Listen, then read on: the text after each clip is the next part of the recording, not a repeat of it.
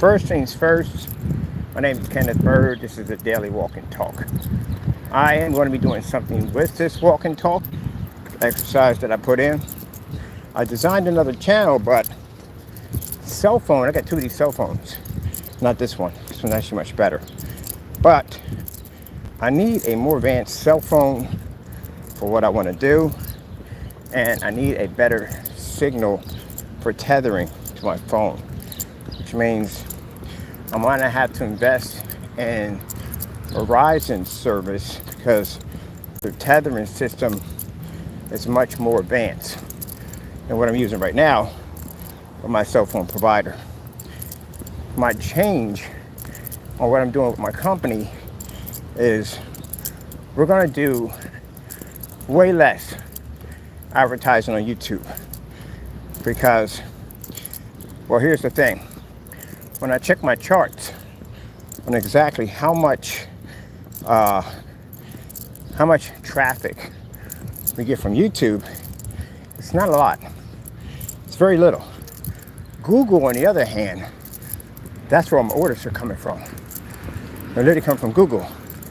So the time I put in to tweak that search engine optimizer, did the work the way I wanted to, paid off.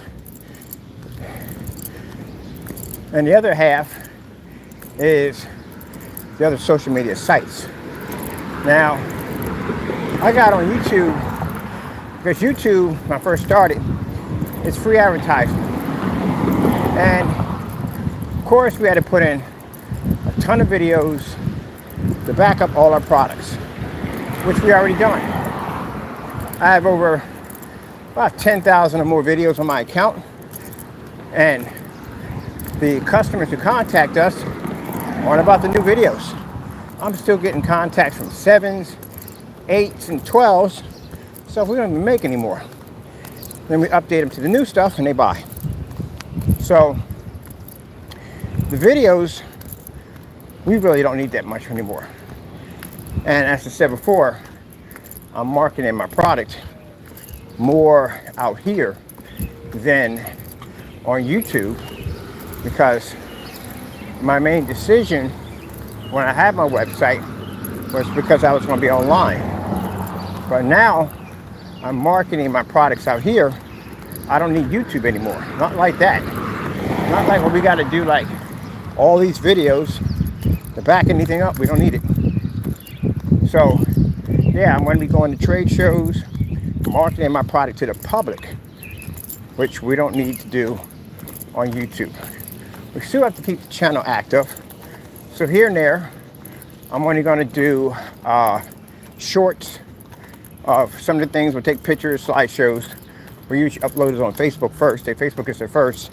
And then when we get done, we design them over there and bring them over here.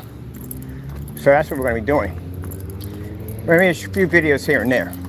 But nothing like we had it before, because we really technically don't need it. Now, it was when I first started my company, and you had tons of videos in order to be able to show off our merchandise. That's a different story. But we're beyond that point now. I'm bringing in a marketing team to help me sell my products, and at that, they're very easy products to sell. They pretty much sell themselves. So no, we don't need YouTube on that level. On top of that, I don't want to be intertwined with the shenanigans and the stupidity that goes on YouTube, especially with people who do not take their products seriously, do not run their companies like professional companies. They take it all as a joke. And they are the black eye when it comes to home theater projection. So you'll get a chance to see clip shots of our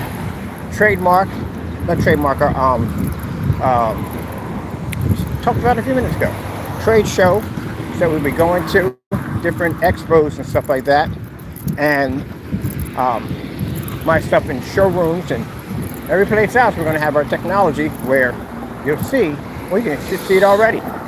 They have done nothing. Oh, that's for rent, really? I wonder how much they want for that.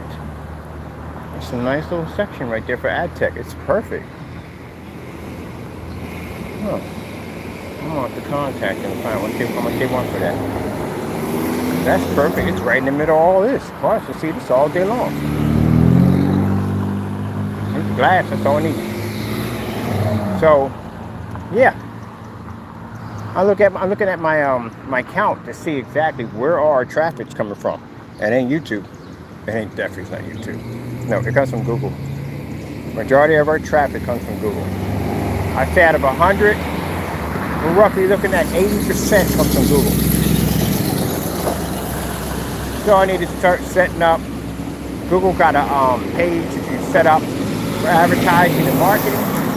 I'm setting mine up tomorrow when I come. Actually, the day when I come back in. So that's why I put up change. You seen that hands open up? I feel like we're like blanketed by darkness when we're on YouTube. I do. I feel that way. I feel that way. I do. My sales don't come from YouTube. My sales come from Google, Facebook, Twitter, even TikTok. Our sales come from there. They don't come from YouTube. I hate to say it, but if I'm suggesting people to run a business, I would suggest them not to do business with YouTube. Don't run your business on YouTube. Run it on Facebook. Because YouTube has a lot of toxic in it. It does. It has tons of toxic on YouTube. There's a lot of haters on YouTube. A lot of them. And you're better off, you'll get more professional tools on Facebook. Facebook has a ton of professional tools. We had videos that we shot last night.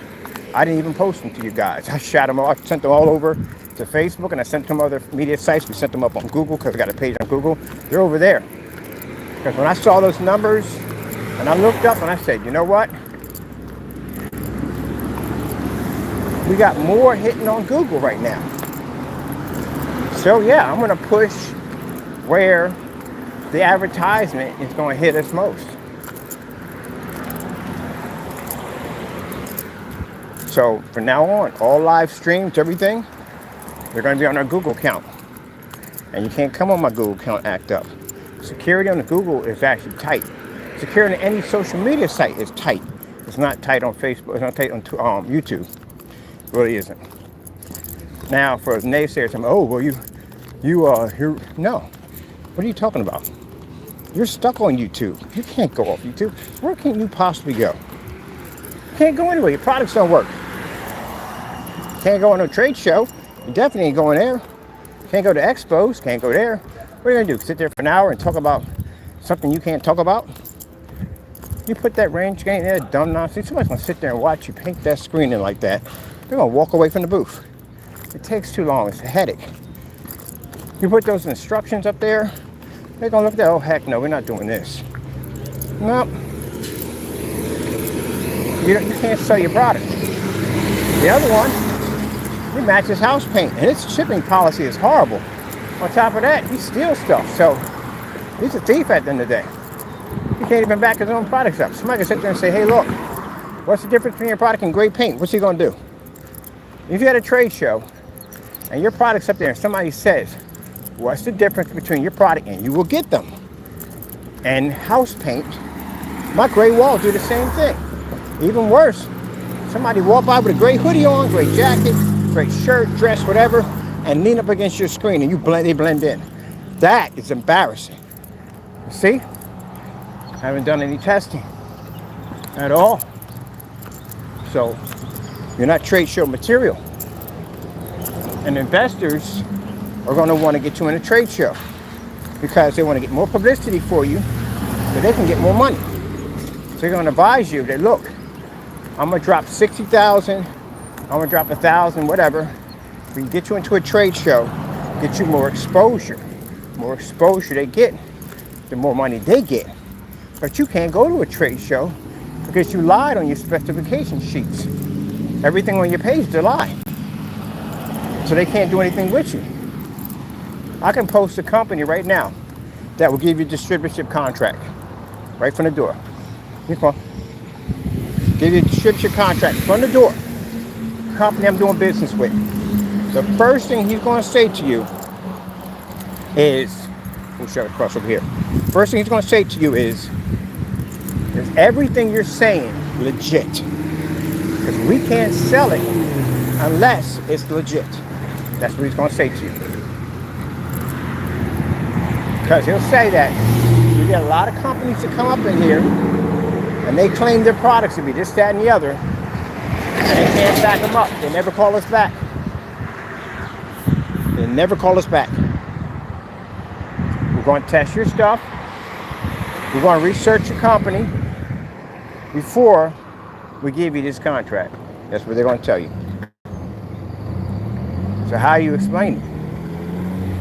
You can't. So that's why I know that because we can, it's time for us to leave the platform of YouTube of selling and go out here and market our products.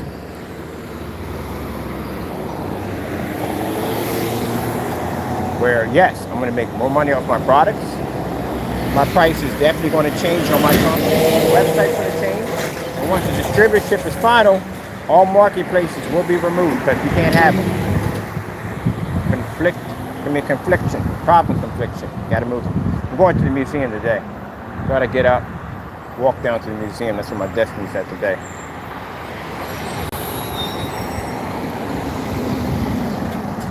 That's where we're heading at today. So, yeah, you don't have what it takes. You got what it is to get on YouTube. That's it. Not saying all companies on YouTube are lying or not. A lot of them are very legit. We're on every legit. But what these guys have done, they have destroyed themselves. I've talked to distributorship companies before, and they don't play around.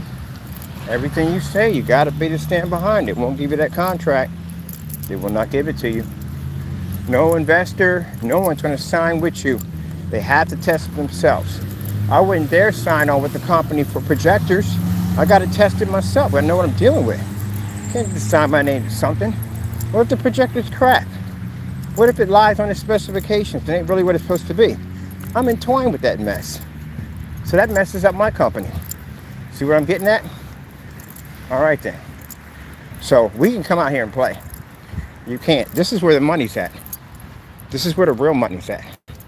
Not on YouTube. The money's out here.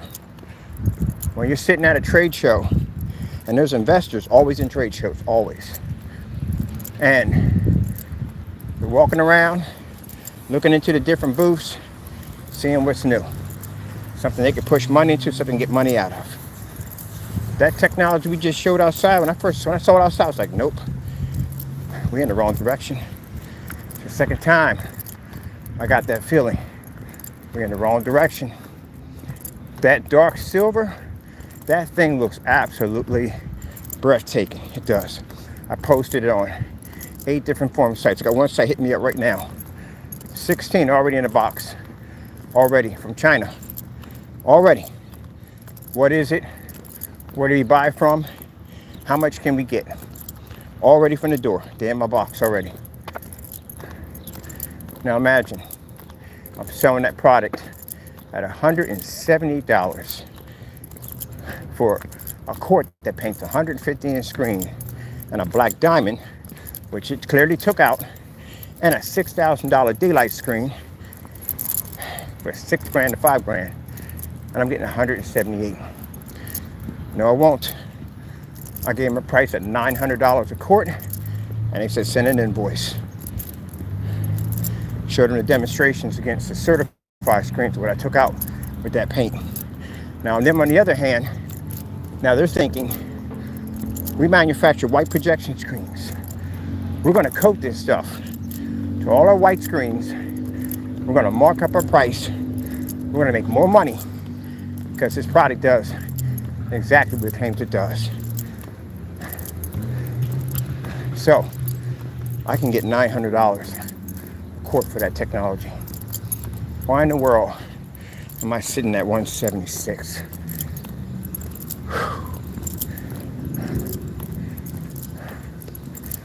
See, for some dumb reason, I got it in my head that I market my product. I have to compete with these idiots.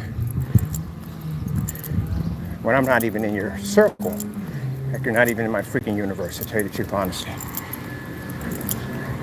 That's your so-called fake mix. They were now getting $900 a quart from China. Converted to FLE technology.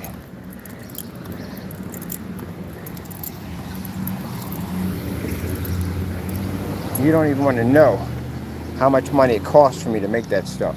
You don't want to know. If you found out how much money it took for me to make that stuff in the door, you basically would lose your freaking mind. We make 90% back. All orders, I make 90% back to me. We're not talking about, we're talking about after expenses. I designed it that way. So we always make money no matter what. And that includes all expenses, everything taken out. 9% back. Every time. You can't even crunch your numbers correctly. By your add up on what you're selling your product for and how much it costs, you're lucky if you make $6-7 back to yourself. And we're not talking about taxes. We haven't even added in taxes. The tax is pretty much left for $2-3. That's it. So at this particular point, you're not even working to make any money. You're just working to try to sell your products cheaper so you can try to steal all my customers at the end of the day and, you know, try to see me go bankrupt or whatever you think I'm going to go. But how you dum-dums don't think correctly, because I did all that testing, I can come out here and I can make 10 times more money I was making online, where you can't. And since you dropped your product so low to do this, you are now stuck in a situation where you're making pennies, where I'm actually going to increase and make more money. And out here, they couldn't care less about your videos. They couldn't care less about your little chants or whatever you do at the end of the day, little cheerleader campaigns. They don't care about that crap. I go to an expo, I paint that screen live in front of all these people. They see that technology blow up like it did outside. They couldn't care less about your little campaigns at the end of the day. They saw with their own eyes, right there, right in front of them. You can talk all the trash you want, you can call it a scam, this, that, and the other.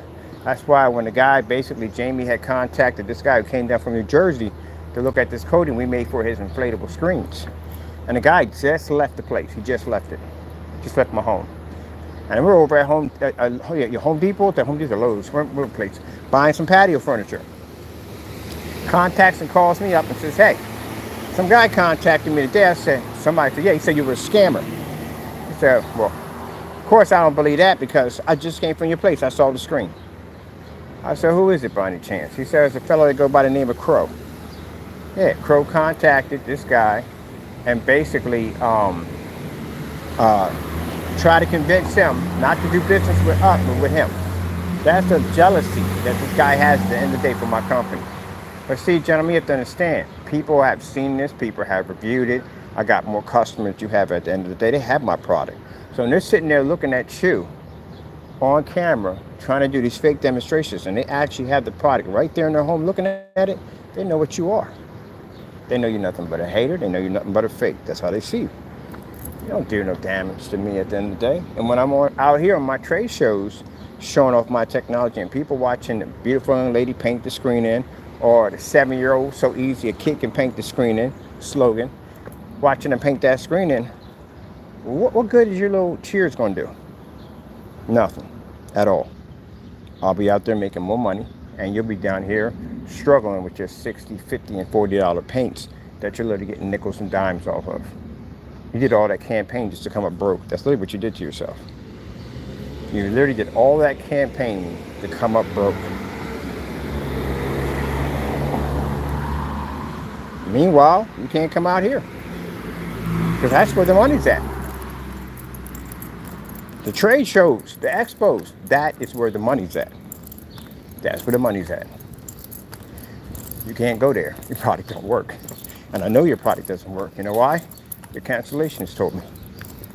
That's all. If you could back your product up, I would have it here, I would have it tested, I would see if it worked or not. The fact that you gave me cancellations, gave me back my money, clear to show it doesn't work. You don't understand the concept of that. I don't think you do. That's like if Elite Screens contacts me and says, hey, look, You did this demonstration on our Dark Star 9.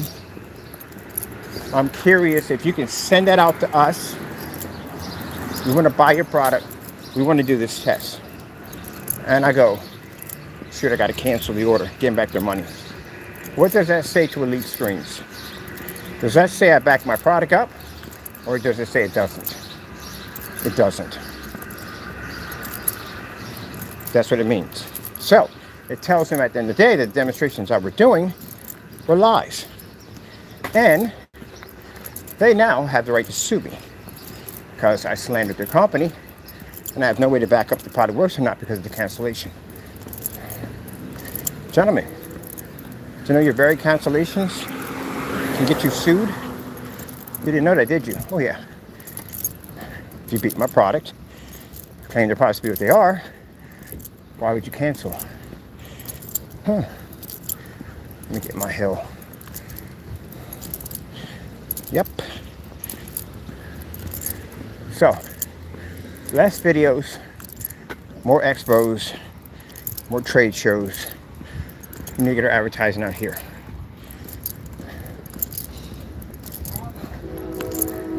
Ooh.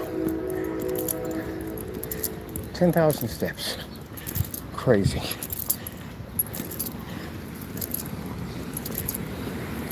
And it's hot today. Oh, it's hot. So, that's pretty much what it comes down to. The money isn't on YouTube. The money is in trade shows. That's where it's at. That's where you get your endorsements and everything.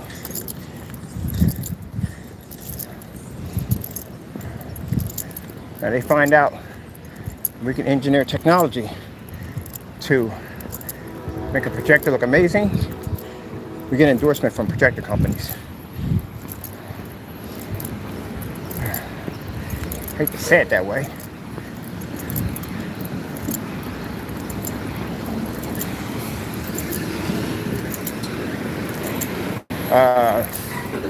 JM Go, or saying it right, contacted my company years back about developing a screen paint product that would make their projectors look good in showrooms. Because they saw the difference in the enhancement technology we're developing and using on projectors that they tested and couldn't get any work.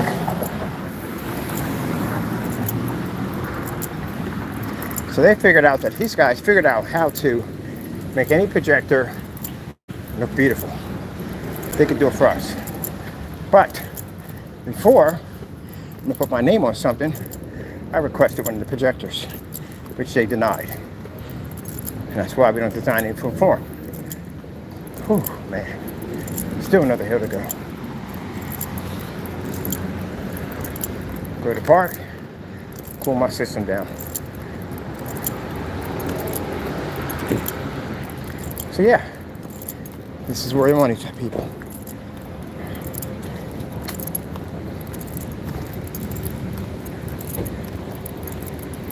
Now, another thing I want to say. Yeah, the video got deleted. You know why? Because here's the thing.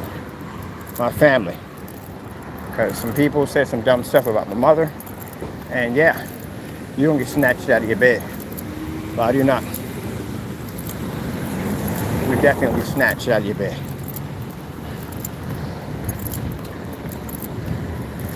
So, I need to get you in court. I need to prosecute you. It has to be done. I got 1 year to get this done. If I don't get this one done in 1 year, family takes over. And you don't want them taking over. She said some stupid stuff about my mother, involving some pornography nonsense. She's 89 years old woman. And you thought that was funny. Well, my family didn't think it was funny. So, they're gonna come get you. And I told you, the majority of my family's in military. And they're not low-ranking officers, they're high-ranking officers, and they're well-trained. So that's what you bought on yourself. Talked about their mother at the end of the day. You know what's gonna happen to you.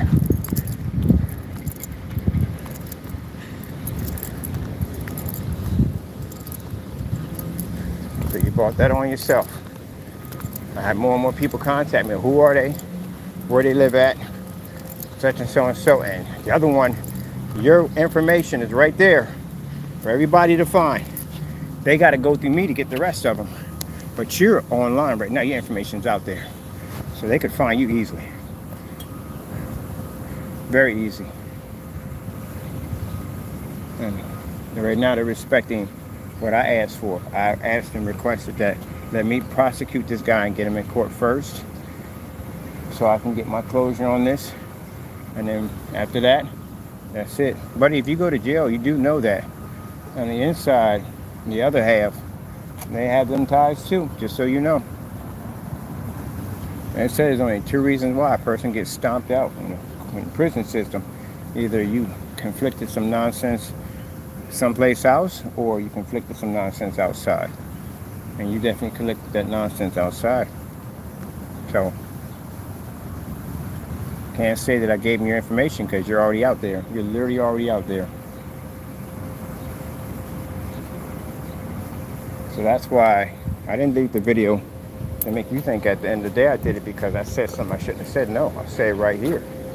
You know, when we go to court, it's going to take everything I got from reaching over and taking your head off. It is. Mr. Williams is going to take everything I got to keep from reaching over and taking your head off. So no, I got rid of the video because I had family chiming in that night like, who the freak are these people and where they live at? Because if you think because you live in another state, they ain't going to come get you. Man, they got ties in those states. They got ties in those states. They'll fly right over. These are people that were dropped down in war-torn countries, man, and ripped it up. You think they're afraid to drop down in a state? Come on. They ain't afraid of nothing at the end of the day. The only thing they fear is God and my mother. That's it. That's all they fear. Other than that, they're not afraid. They're not afraid to do what they got to do. And that's what you trigger. The other one that's an ex-Marine, that's the one that want to talk to Jamie. Because Jamie got nasty with him. So they just holding off until I get you guys in court, get my justice. But they will be in that courtroom, I tell you that much. They'll be in there.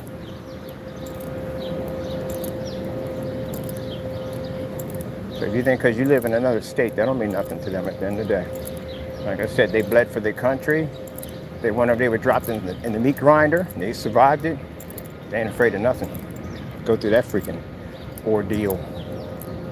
But I took the video out because I was constantly getting hit up by family and friends. I had friends contact me because my mother treats everybody like they're her own kids.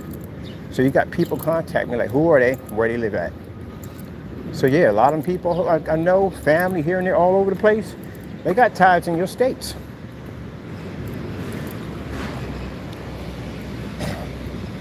I need to keep this nonsense nice and peaceful so I can get you into a courtroom, get you prosecuted, get you sued. After I'm done, you're going to have to speak with them because they're definitely going to talk to you. All right, beautiful day. I don't know how choppy the video is. I did check the video. It's kind of really, really choppy, but I don't know, man. And right now, I just want to concentrate on my trade shows, my expos, things I want to do.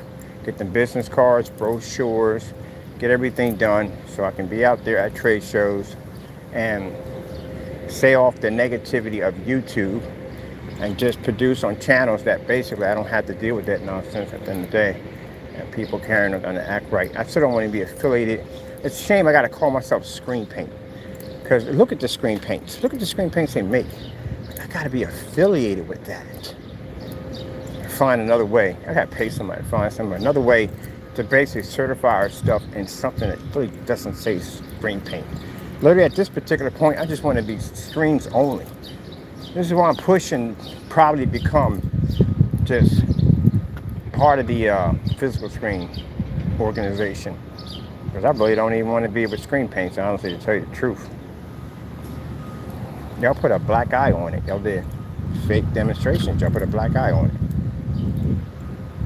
Oh, Larry, I thought that was a statue over there. That was a man over there doing some cleaning. I thought that was a statue. Like, what the freak? Did my Stephen King novel come true? Oh, it's Friday. Nobody out here. So, yeah.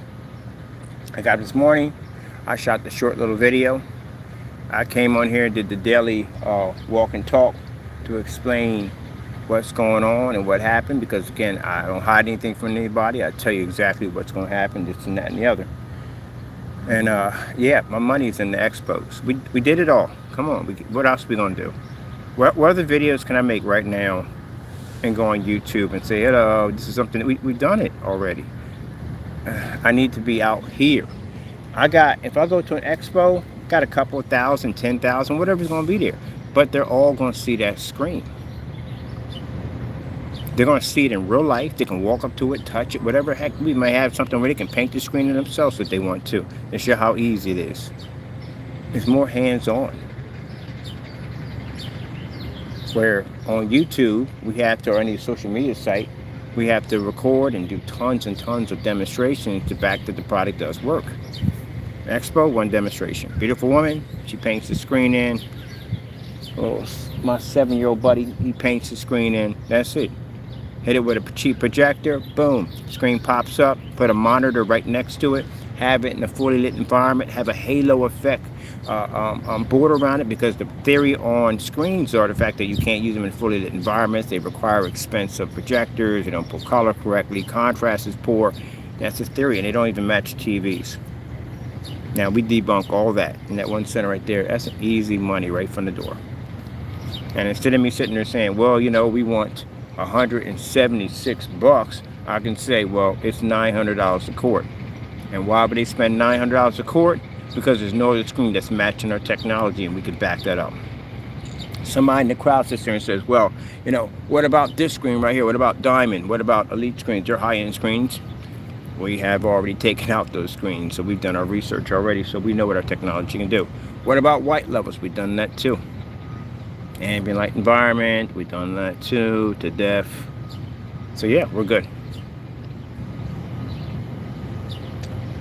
Oh man, so that's what I'm working for. So on the YouTube, I'm probably going to be doing maybe 1 or 2 videos a week. The majority of my videos are going to my Google account. So that's where we get the majority of our hits from. And I'm just going to be shooting just shorts. That's it, with some music behind it. That's all. Got to keep the channel active, that's why. Do we use any? I mean, I did so many videos because we loaded the videos to our YouTube, to our web-based account. But we don't even load videos. I haven't loaded a video, honestly, to my accounts in 6-7 months. And I realized that. I was like, why are we shooting videos? Why are we still shooting videos? We already had this many videos. Why are we shooting videos? Why can we go into my YouTube channel? I'll type something in. I ain't got to name anything. 235.1, boom, 35 pop up. 1610, 1610s pop up. Customized 4.3s, they pop up. Any projector, Casio projector, guys, but we've done all these tests already.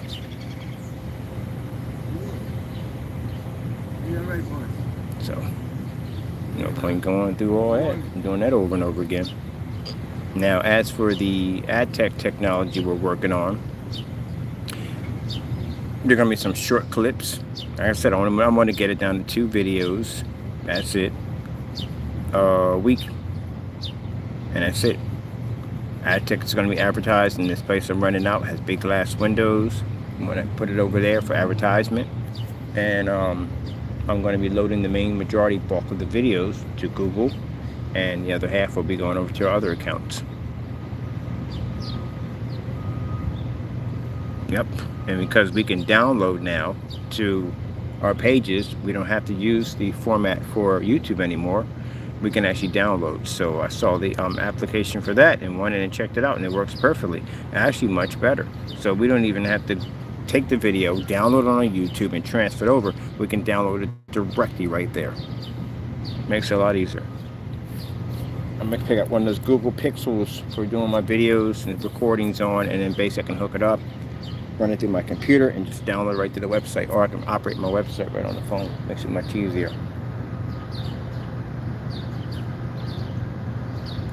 Now, as for the daily walk and talk, I don't like my cell phone that I set the channel up. I don't like it at all. No, I don't like it. I hate the cell phone. Definitely got to get rid of that thing and get something else. Probably gonna get a Galaxy Note 10 because I like that phone. It's one of my favorites. One I actually am using right now. but my service has to change. I definitely need a Ryzen for tethering. But I definitely want to keep that up. That's something I definitely want to keep up. But I do want it to have its own dedicated channel.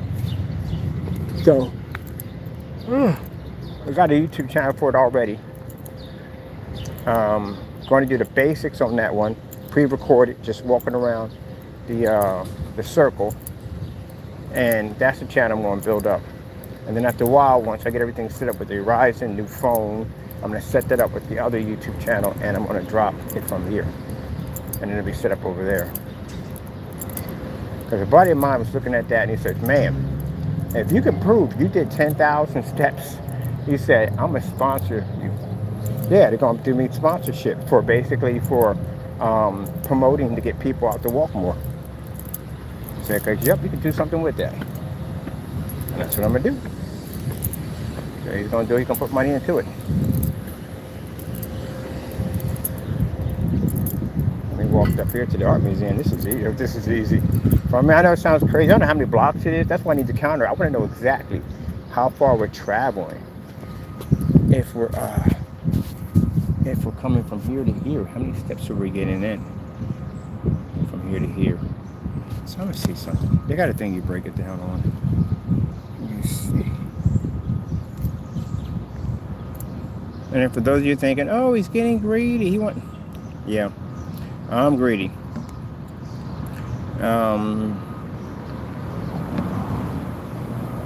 The 12 took out 17 certified screens. 12's demonstrations are literally unmatched. All the demonstrations are unmatched. It's my Facebook popping off right now. My Facebook's going nuts right now because we showed off them new screens. That dark silver, yeah, they're in love with it. They definitely in love. They saw the thing, like, oh, that's a cardboard box. That's the projector's $10. The guy came at the projector's $10. He has a JVC outside at $47,000. That's what he paid for his JVC. He says my picture doesn't look anywhere like that at all. Period. So my Facebook notifications popping. It doesn't look nothing like that at all. Period.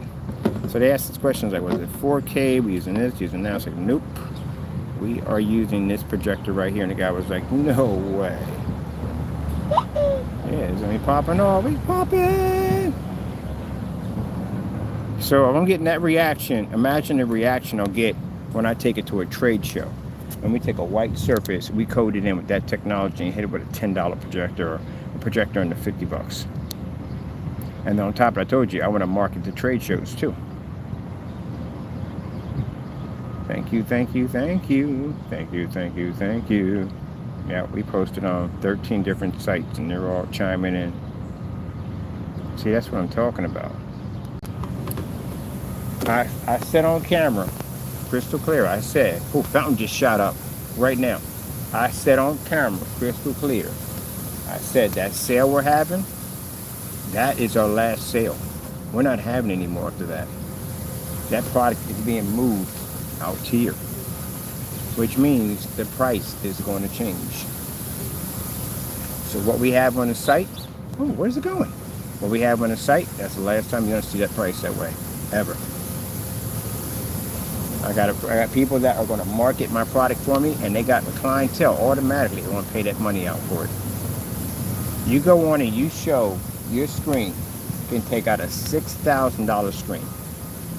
What are you going to pay for? The screen at $6,000 or our technology at $1,000 for a quart? Get off me. Seriously? Off. Thank you. We're going to pay for our technology.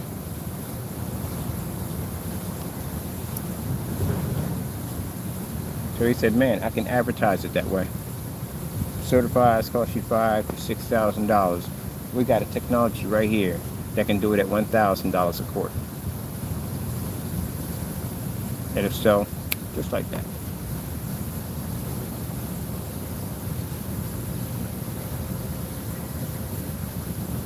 Okay, that's the other half popping in. Sheesh. If I'm on YouTube, well, can't make the money I want. Because everybody on YouTube wants to spend $50, $60 for screen paint. And they figure it's all the same. And no matter how many demonstrations we do back in our products on so many different levels, showing our product is far superior than everybody else. Everybody wants to pay that 50, 60. No, we done with that. We're not doing any of that, period. I know what my product's worth, and that's why I'm taking it. And yet I got people out here that see my videos and go, you know how much money you can make off of this? I got people at Projector Central that sit there and say, I was doing a screen for somebody, and he knew the editor over at Projector Central, and he said, man, if you figured out a way how to get a screen to absorb light like this, you changed the game. You can make millions of dollars off this technology. So that's why I'm pushing for out here now. And especially when I saw what the changer, it's looking at that dark silver, what I saw last night. Yeah. So the guy was like, you mean to tell me that if I go out and get myself a cardboard surface and a $10 projector, and I coat that, I'm going to get that reaction? Yes, you are. All that, see it to believe it. Guess what? We'll be at an expo, at trade shows, where they can watch that screen get painted right on in. Yep.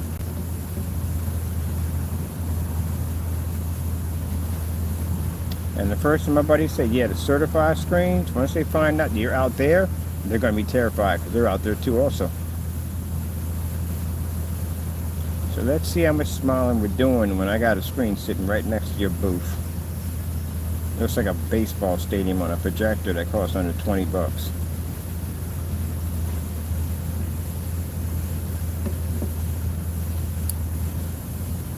Especially when the projector goes off and the screen's nothing but pure light. That's going to freak them out. Alright, well, I was telling you that at the end of the day, that soon, take advantage of something, because sooner or later, it'll be gone. Kind of explained it to you. I was kind of giving you hints what was going on, what we're planning.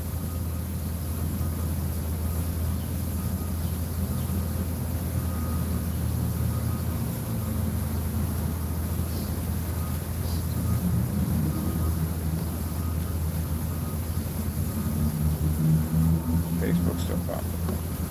Sheesh. Phone is over here vibrating.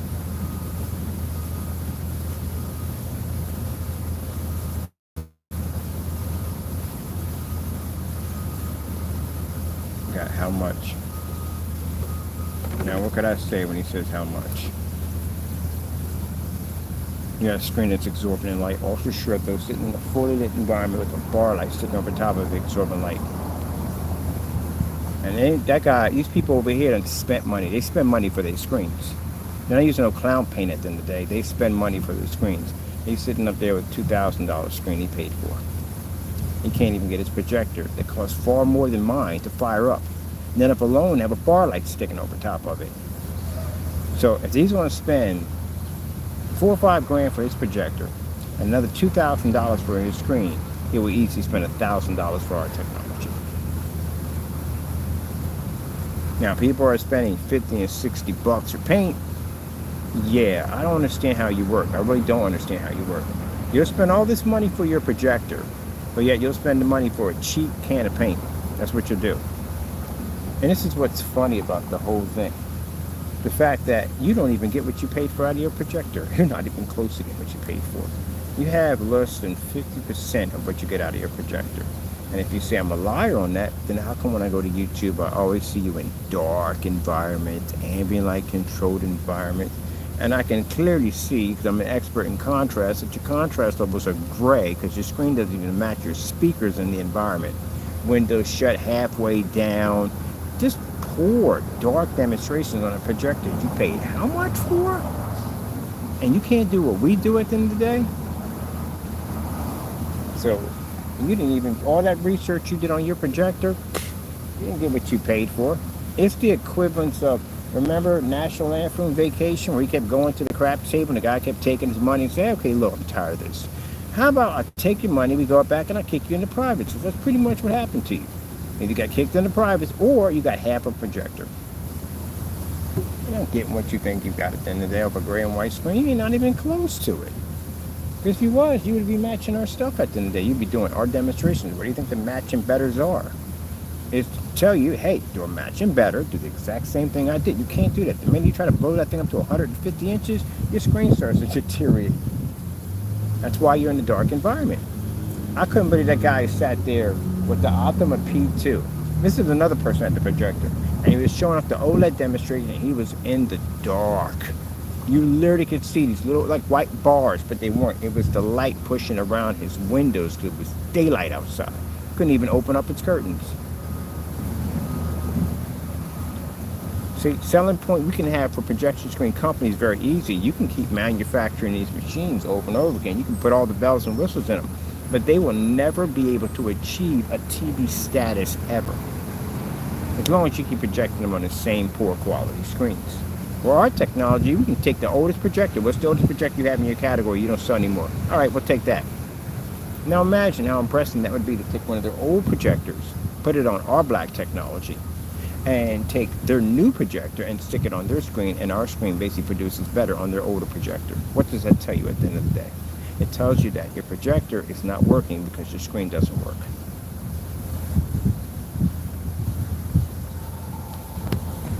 And therefore, that basically draws them up to saying, well, what can you design for us to make our projectors look amazing? Now, see, the thing I have here, what I have a problem with that is, are you going to be saying this is all coming from the projector, or are you going to say this is coming from the projector and screen? That the screen makes up for what the projector is able to see. And that's what they're going to have to do in order to be for us to be able to design any technology for them. Tell the truth.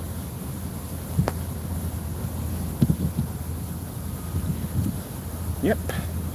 And it goes off again. There's another person chiming in.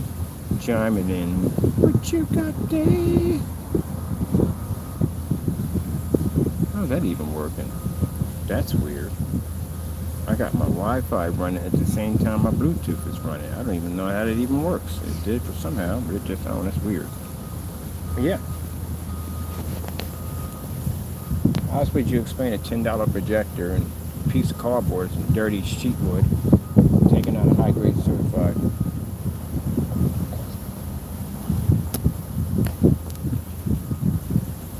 So, my price change, well, really can't explain that to you yet. All I can say is that if I'm getting $900 from overseas for that technology to be shipped over there, because I know what they're going to do with it. They're going to coat all those white screens they have in that factory with it. That's what they're going to do with it.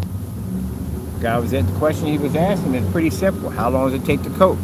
How fast does the application take to dry? Does it crack or peel? I know what they're doing already from the door. Do I care? No, I really don't care. I'm getting a ton of money out of it. Why would I care? They're going to upgrade their stuff, going to sell for a lot more money. They're probably going to rebrand the name on it and sell for more money. That's what they're going to do. And later on, you'll see screens coming out. Screens are not even made by these companies. And they'll say, hey, look, we're better than them. At the end of the day, we could do this and do that. Yep.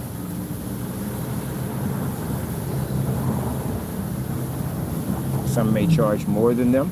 Some may charge not more than them. Isn't that going to be interesting?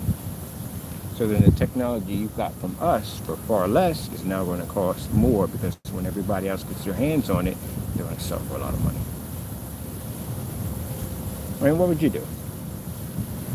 If you had access to our company's technology, and we gave the ability to be able to market and sell our stuff the way you want to, would you sell for more or less? You sell for more money. That's what you would do. So, June the 27th, our sale ends, and we begin the process. And then for those who are sitting there saying, well, no one, yeah, I don't think we're going to have that problem. No. That's the naysayers who make those paints at the end of the day to make them statements. No one's buying your stuff at the end of the day. That's what you're going through. We don't have that problem. We actually can raise the price. If you notice something, that when you call yourself making our products, you lower the price, don't you? You don't make any money. You're supposed to raise the price, you dummies. If you learn how to make a product better than another company, you don't lower the price, you raise it. If you made it better than that product, why would you charge less for it? You don't know business. That's why I know you guys are idiots. Who does that in business? So you figure if I sell it for less, then people will come in and buy more of it because it's their product. Here's the thing, dum-dum. My customers have my products. I have more tests than you do. Again, more customers than you do. I've been on site more than you have at the end of the day. And our products actually do work. We have testing. We can do ship back and all that stuff. And we don't copy other people's specifications, sheets, and all that stuff. We don't do any of that stuff at all. At all, period. We got our own stuff. We don't need to copy anybody else. So what people want to do is they look at you as a bootleg, a copycat. That's what they see you as. They buy from the real deal. They buy from us. They want it to work, they come to us. They go to you, they'll match house paint. I don't know how you're not, this is what I don't understand. How are you not remembering this? I constantly have to remind you, you match house paint at the end of the day. You know no one's going to touch you. You matched house paint. And what made it even worse, you never pulled the product. You continue to sell this product on your website. I really do believe you live in a bubble or some kind of the world of denial, because how did you not realize that people know this? Everybody knows, Mr. Fernando, that your paint has matched a house paint twice. They know your product is a scam. They know it's a fraud. And the other one, newsflash, your black paint is gray. We all watched it. Everybody watched it. It's gray. You know, your video is posted. All the different sites it was going to, your video is posted on all those different sites, forum sites and everywhere. Everybody knows your product is gray. That's why I can't find any customers on anything at all, period. Because they know the products are ahead. They read through the specification sheets. Your sheets are posted. People read through that. Dudes that had a better chance of solving the Rubik's Cube blindfolded than figuring out how to paint that stuff in. The range game, post that too. Nothing, we got nothing but laugh emojis on it. Is he drunk? Is this guy for real? Is this a hoax at the end of the day? This is April Fool's, right? No one believes that crap. So, no. Gentlemen, your products do not work. So, trying to make my stuff at the end of the day, please. That's impossible. I haven't seen you match any of my stuff yet. But yet I can come in and make your stuff in a hot second. Oh, by the way, and again, like I said, the marketing, lower. Your product costs $60, right? And I'm going to get $900 a quart for it. That's more than you've been able to make off your product. And the reason why is because we had to go in and enhance the product because it was trash. This stuff was everyday paint. That stuff would have matched bullseye primer at the end of the day, easily. So we had to upgrade it. And then you came in and said, I'm going to do the same thing. I have the same product, but yet you use a 3,000 lumen 4K tri laser projector in a dark environment. I'm sorry, we weren't in a dark environment, Fernando. We were in a fully lit environment. That's what we were. And we were outside yesterday on a $10 projector on a post office box system. Post office boxes. So how you compare? That's why I say it's something wrong with them. You don't see the comparison there. And that's the reason why talking about that and the stuff that you guys do is the reason why we need to be out there with the professionals around, where people can see real technology for what it is. Because the fact that I have to talk to you about the simple fact that you don't know the difference between your product and house paint, and the simple fact that you do the most dumbest things I've ever seen in my entire life, and you ignore it like it never even happened. This is what I'm entertaining? And then the other one, it took some hours to paint a screen in. He kept streaking the screen. He kept changing colors. He kept stirring it. There's literally instructions on how to stir the paint. Think about that. There's instructions how to stir the paint. Literally watched the other guy shake it up, and it still didn't even change. And then after you get done doing all that stirring, you still got to come back and stir it. What do you say? Every 3 minutes for each application, you got to stir it. You know why? Because whatever's in there is breaking down at a dramatic, fast rate, and it's not marrying it too well, and it's separating. That's what it's doing. It's like trying to mix oil and water. What happens if you try to mix oil and water? It separates automatically. But if you mix it, it actually binds. But for a couple minutes, it separates again, which means you have to keep mixing it over and over. That's what's happening to its product. That's Literally what's happening to his product. That's why he advises you to keep staring it. You're going to spend most of your time staring that thing over and over and over again. That'll be a Jane Fonda workout. We're going to learn to work our wrists out today. We're going to work them out real well. Get a little strengthening in there. Those you are suffering from arthritis. We're going to do the Partey Stir Mix exercise today. All you got to do is just keep mixing the paint. Just keep mixing it. Literally, that's what you do. You ain't supposed to mix paint like that. So if I stick that thing in an industrial paint shaker, which I was going to do if we got it over, I was going to stick it in a paint shaker. And I was going to shake it up and bring it back. And if that thing has separated, that's pretty bad. Because I watched him shake it up and that thing separated. So this is what we entertain now. This is what people consider real screen paint. We don't got no time for YouTube no more. Come out here, we'll put our shorts on here, and we'll be out here dealing with the investors, the customer. I'm saying real customers. I got real customers on YouTube, I do. But I'm talking about customers that can actually see the product. They'll walk up to it, we can explain it to them, the whole 9 yards, everything. You get a chance to see that product. And hopefully one day we'll have a showroom in all 50 states. In my California, I don't know about that place, boy. That freaking... Well, no. The whatchamacallit's easy to do. It is, you can't lie on your freaking LLC. That's all you have to do is don't lie. That's another thing, too. Literally, how you operate in a limited liability company from the door. Your whole company is based off a lie. You literally have perjury charges sitting right on top of your business. That's another reason why I wouldn't slide a credit card through there, too, on top of that. Not only that, the site is just freaking circus ride 101. You got freaking specifications, one change into this, it changes to that, it changes here. And then on top of that, your entire business is based off a freaking lie because you lied on your freaking application, on your company's age. That's how he pinched himself. Try to make his company sound like it was new. It wasn't new. You weren't paying something at the end of the day, something at the end of the year you weren't paying, and you didn't want them to know how old your company was? Because something don't sound right. You know the person that lives in that building works for the IRS. You know that, right? Did you know that? Yeah, my sister works for the IRS. Did you know that? Yeah. That's the one you sent messages to her house.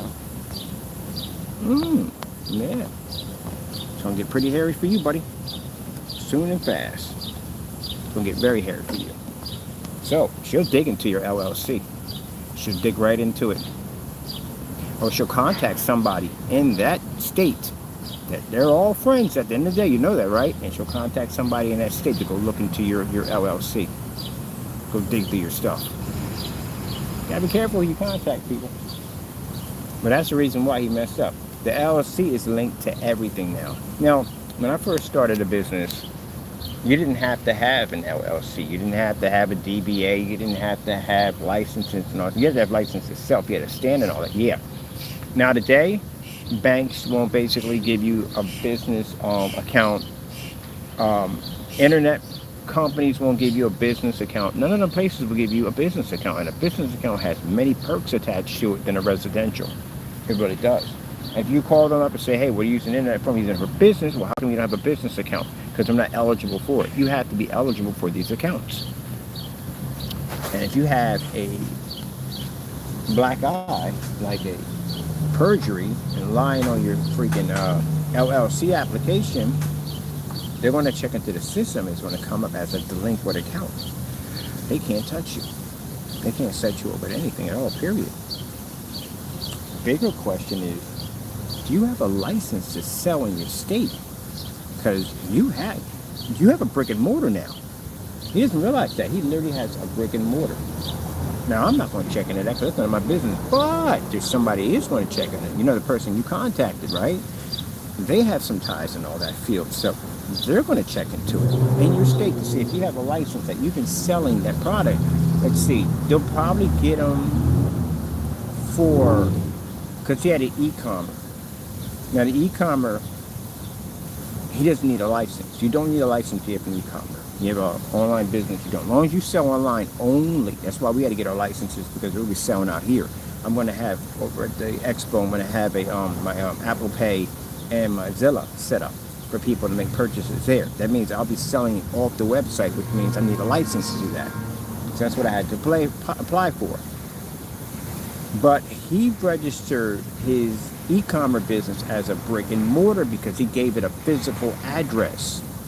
Now your physical address would have been www dot blah blah blah blah blah. That's e-commerce. That's what you put down when you fill out for your license.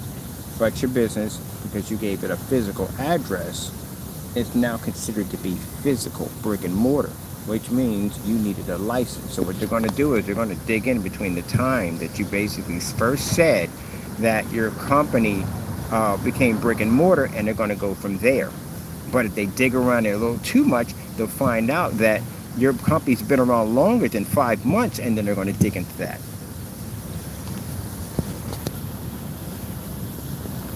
That's why it doesn't pay. Ooh, thank you so much. They go in here like, how much you want? See what I mean? And these are people that are chiming in. They're not $50, $60, $40 buyers. The people that are chiming in are people who have expensive screens that they paid for, and they can't get the screens to react like they've seen their pictures and video demonstrations. So they're willing to spend a couple grand easy. Okay, I got my 800 number up there, so that is booming. Then they see the toll-free 800 number. It looks very professional. That's why I had to get rid of the other number. Let me see. Well, I'm going to make money in the sale, but in the same way, I could be making a lot more. That's why the marketplace, either we're going to jump the prices on the marketplace and put them where they need to be at so I can make my money, or basically once we get the distributor contract, we remove them all together. And they sell it for what they're going to sell it for. Because they're going to tell me right from the door that if we're going to sell this, we have to market it the way we want to market it. I'm like, oh, no problem. Sign my name right here. Do, do, do, do, do. Whoop. That's it. Okay, let me see. And as for the acoustic screens, because if we show proof that we can do a, what's the screen he was talking about? It's a really good screen they have on their marketplace. Oh, I think it's 1080p something, elite screen acoustic. It's white. We've done that one already before too on top of that. So we did the, also too, I did the Vivistorm's acoustics too also. And the elite screen acoustic. We did all of those. We did. All right, we just redo them, shoot a short video, send it over to them so you can see it. And then they're going to do the testing themselves, make sure everything we're saying is legit, and then we go from there.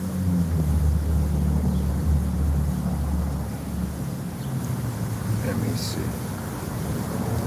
Yeah, they're going to test your stuff. I'm going to tell you right from the door. They're not going to believe a word you say out of your mouth. So you can understand that. You could do videos from sun up to sundown. Don't mean jack. They have to see it themselves, right in front of them. So that don't mean jack. You can talk all that polymer, whatever nonsense you talk on camera, YouTube. They don't care about that crap. We need to know it's going to work right here, or you don't get your contract. That's what's going to happen. You want a distributorship contract? They have to see it themselves. So you get in there and you start talking on that dumb nonsense at the end of the day, or has a yellowish tone crap at the end of the day, goodbye. Get them out of here. Bye-bye. Bye-bye. That's what's going to happen to you.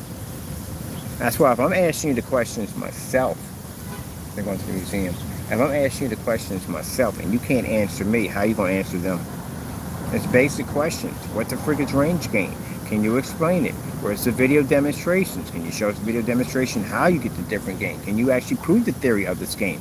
I'm just watching a bunch of screens sitting on the floor. They're going to ask you, why are all your screens sitting on the floor? Why have you got them upright where they're supposed to be at so they can make contact with the windows and the overhead lights? You said your stuff is rear projection? Where are the demonstrations on rear projection? They're going to look for this stuff. That's why I said at the end of the day we call y'all clown paint, because y'all don't take it seriously. It's just a joke to you guys. What is this right here? Oh, thank you. Thank you. Gotta get your groove on. This is how we do it. Yeah, this is nice. Okay, cool. I'm gonna make money, but I'm gonna lose money today. That's how I see it. I'm gonna make money because they're gonna hit my sale, and they're gonna get, but I'm gonna lose money because I could get far more than that.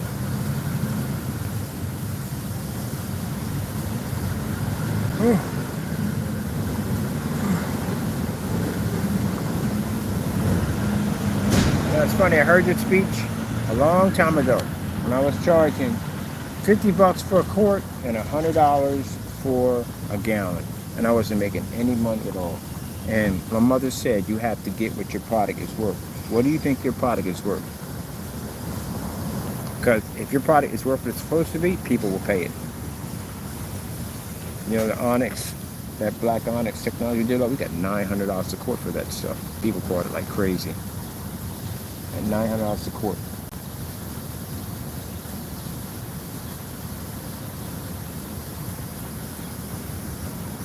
And if you're also saying, well, my product is still reasonable. In fact, that, which is more? You want to pay $6,000 for a screen or $900 for one?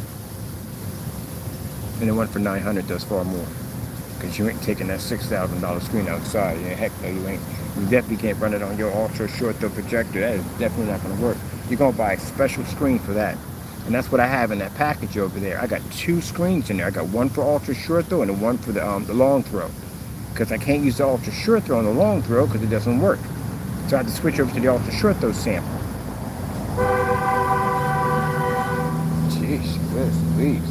It's only Friday. I want to start Friday off that way. Taking our paycheck and paying for car repair. Jeez, take your time. You're going the same place. You still gotta stop at the light when you get there. Alright, that's pretty much it. I'm gonna enjoy my day out here in the park and relax. Look at the fountain over here. Wondering when the art museum's gonna open up because I want to check out the exhibit. It should be pretty nice today. Yep. You haters, well, you can keep being haters. That's what y'all do. I'm not gonna have time to entertain you anymore. I got things I gotta do. I got things I gotta finish. I got the distributorship contract coming through, which I'm definitely going to sign now for the company. And I'm going to go to the expos and trade shows with the new technology and pick up my investors. And we're done. That's it. This is where the money's at. I told you, it's not on YouTube. YouTube is good if you're basically advertising your business. That's what YouTube is good for. It's good for advertising. That's all it's good for. If you're trying to make money off YouTube, unless you're going to do videos and stuff like that and do that stuff, yeah, you can make money. But if you're for your business to sell, no. Companies only use YouTube for advertising. That's all they use it for. Google, you make money off Facebook. I make more money off Facebook than I make on YouTube. If I'm on Facebook and I'm selling something, I can literally open up my messenger, have a conversation, do a live chat with that person. They could check out my technology. I can show it right there on a live stream, right through Messenger. Do FaceTime. Can't do that on YouTube. YouTube is just basically for advertising. That's what it is. And now we got to over 10,000 videos on our account. We just come on, shoot a couple of shorts, show you what's new, keep the channel active, and then the daily walk and talk, and the rest of the videos are all pushed over into the other site so that actually we have more power at, and we can basically be able to show up more. You know, I get hit with copyright strikes if I show a little bit of movies. I don't want to be showing all fruits and vegetables and freaking scenery. Do you going to be looking at fruits and vegetables and scenery when you get to the screen? No. You're going to be watching movies, TV. That's what I wanted it to be to do. Can't do it on YouTube. Show one thing and boom, they hit you with a copyright. But that's what they're going to be using it for. We go to Facebook? Nope. Go to TikTok? Nope. And Instagram? Definitely no. Any other place. You can't show the whole movie, but at least you can show enough of it to be able to sell your product on that level. You know how hard it was in order to do the demonstration when the 250-inch screen? We had to show a movie off that thing. You know, in the room, except they're showing giant bowls of fruit and off this giant screen at the end of the day. Yeah. It's a freaking headache. We shot like 12 videos. Only a couple of them got through, but the rest of them, they X'd them because, again, they have this whole copyright thing. Now, like I said, if we're showing the whole movie, I can understand that. And for those of you saying, well, you do copyright, they're making money off that. I bought half of my movies. Literally, I watch most of my movies from being on Facebook and somebody showing a clip of them. Like, oh, what the freak is that? That's how I found out about freaking Fallout, the series. That's how I found out about it. I was in there scrolling through Facebook, and I saw this guy in a cowboy outfit doing at a birthday party And him and his daughter out there, this giant mushroom cloud popped up. And I was like, what the freak is that? Next thing you know, he's on a horse galloping off somewhere. But still, they didn't explain a lot. They don't explain more in part 2. I hope they do. Because there are so many unanswered questions about that. What happened to the little girl? All you see, if you didn't see it, then sorry, spoiler alert.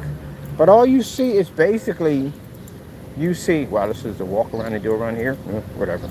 All you saw was, all right, they're having his birthday party. They go back a little bit to it. You find out that him and the African woman are dating. And then she's this big, I don't know what she is. She works in some kind of science community, whatever. It's something crazy she's involved in. She's involved in some real dark stuff. So anyway, he doesn't know about it. And he's an entertainer. He's an entertainer. He basically does these, he's a star in Hollywood. He does these cowboy shows. He plays this cowboy who basically straightens out the law. But anyway, that man you see on the side of the wall, that's him. That's actually him. That's his, they use his face as a mascot for this whole fallout thing, the shelters. The jacked up thing about the fallout shelters is the fact that the nuclear war was caused on purpose for the people who had like billions of dollars to actually get control of power to be able to run the world. They just didn't expect for it to end up that way. What do you think's going to happen? You launch a bunch of nuclear warheads. What's going to happen to the world? So they did some pretty twisted stuff. So bottom line is they had these shelters, and these shelters were for certain select people, like the smartest of the bunch, the people that can basically better the world for their benefit. And they all got together, these billionaires, and they decided that they were going to somehow trigger off this war, so that way everybody would be destroyed, and only the very select, the best choice, would be in these fallout shelters. But the crazy thing about it is, even in the fallout shelters themselves, they had other experiments going on with the people that were in there that they were doing to them, which is pretty jacked up. But they triggered the war. So basically, they could profit and benefit. And it didn't go the way they thought it was going to go. World went into a whole complete chaos of savagery. And yeah, it was pretty jacked up. But the part I'm still baffled about, that he became a goon. I know that. But what happened to his daughter? What happened to his wife? Because it doesn't say anything about what happened to her. All I do know that she was part of that group. She was a very intelligent, very smart woman, and she was a part of that group who was basically chosen to go into this vault when the world ended. And she was responsible for those board meetings, because he was running above the board meetings on basically what they were planning to do. They were responsible for the war. But what happened to her? Like, is that her? Was she in the vote? Because there was a black woman in the vote. Little heavy set with an afro. I wonder if that's her, but it doesn't tell you it's her. All I know is that she's very manipulating and very power hungry. And then what happened to the little girl? Because when the bomb went off, you seen everybody running.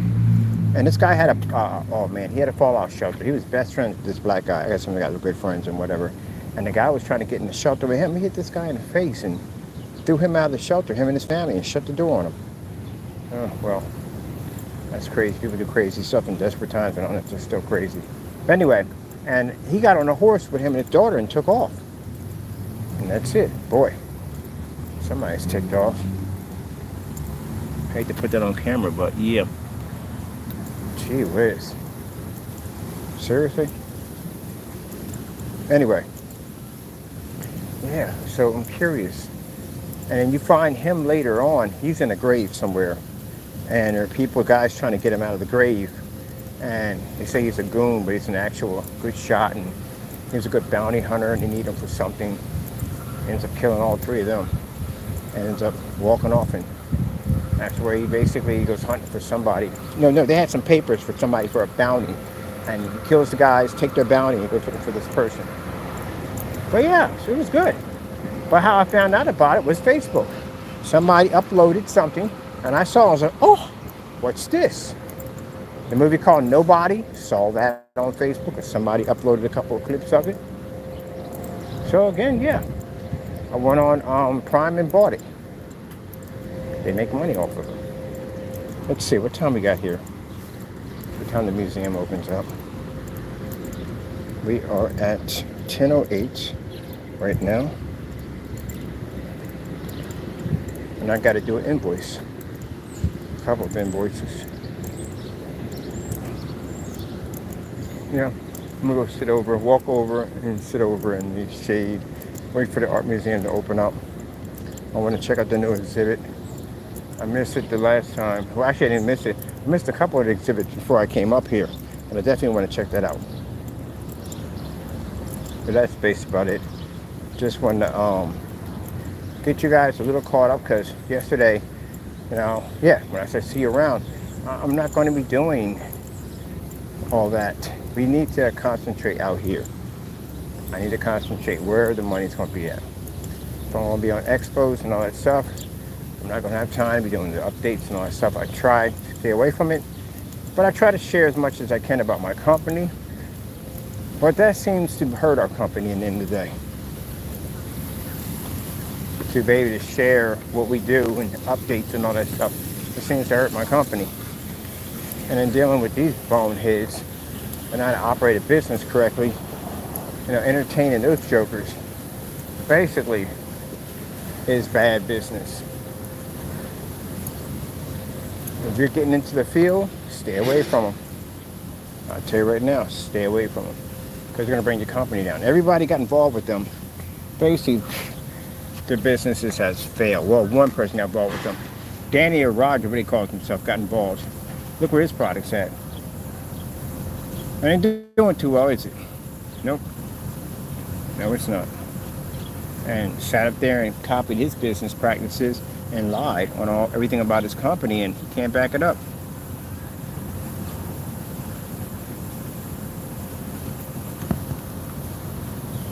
I would love to see you at a trade show trying to explain range gain. Man, I would pull up a chair and some popcorn. I lie to you not. I would pull up a chair and popcorn. Like, okay, explain it. If I ever see you in an expo, I'm definitely going to bring that up in the conversation. I'm going to bring up my phone. Like, oh, yeah, right here on YouTube. You said you had something called range gain. What is it? I'll bring it right up. I'll send somebody over there and bring it up. Right at your expo, yep. What's range gain? Because I'm still trying to figure out what it is. I've been asking this question for like a year or so. He can't tell me what range gain is. Just get on camera. Look, that's what you need to do. Get on camera and say, hey, look, sorry about that. I lied. You can't do that, can you? The reason why you can't do that because I know you lied already. That's like, I'll put it this way. That's like lying about something everybody knows you're lying about. It is waiting for you to say you lied about it. That's pretty much what it is. We all know you lied about it.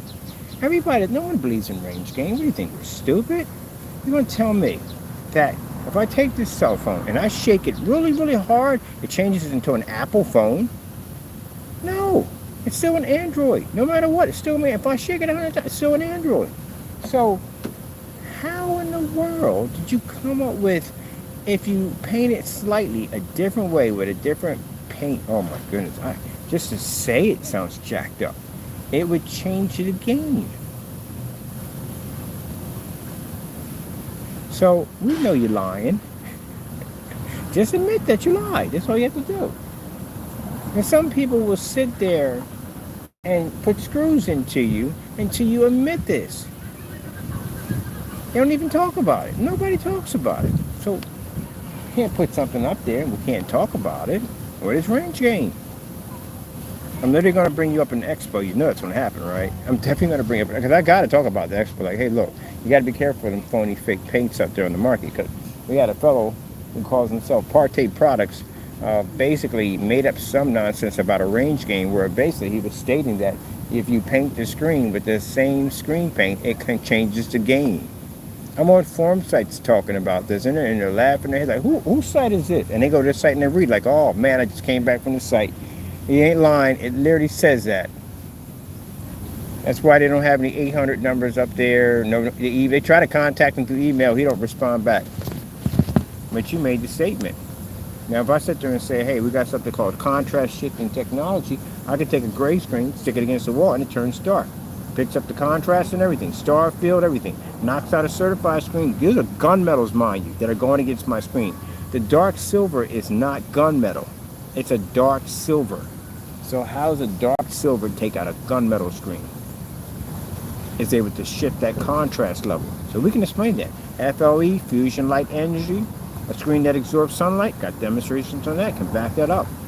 Advanced ambient light rejection, we can project off a ceiling with the lights on, got demonstrations on that. But what is range gain? He don't know. He don't know, he made it up.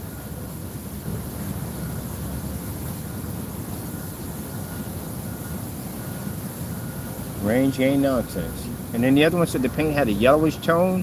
No, buddy, you don't know what a yellowish tone looks like. If I take a gray screen paint, which is yours, the Metallica Mix 2.0, which is 2 tablespoons of white paint and the black paint, and I stick that against dark silver, your screen turns tan. It has a yellowish tone to it. That's what it has. Everybody can see it on camera. The screen has a yellowish look to it. That's called a yellowish tone. What you showed was not a yellowish tone. What you showed with 2 screens matching together and you making a statement, it's a yellowish tone. Can't you see it right here? It's like this, look. Can't you see it? It's both matching both of these phones right here. Like, let's cut it down the middle, right? Or both black on each side. Can you see it? Can you see the phone has a yellowish tone to it? Come on now. So if you're getting into the field of screen paint, don't follow those guys at all. I'm still getting this range gain. It's funny. I've never heard that. That is the craziest thing I have ever heard in the 13 years I've been in business. I've seen people try to have paints match other gray paints. I've seen that already before. But range gain?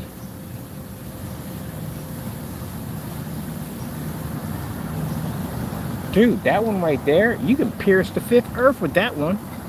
You know, there's 5 super Earths, right? They found them. There's 5 super Earths and way in another light year of an alternate galaxy. There's 5 super Earths. Look it up.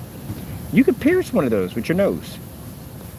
Just admit it. Just admit it.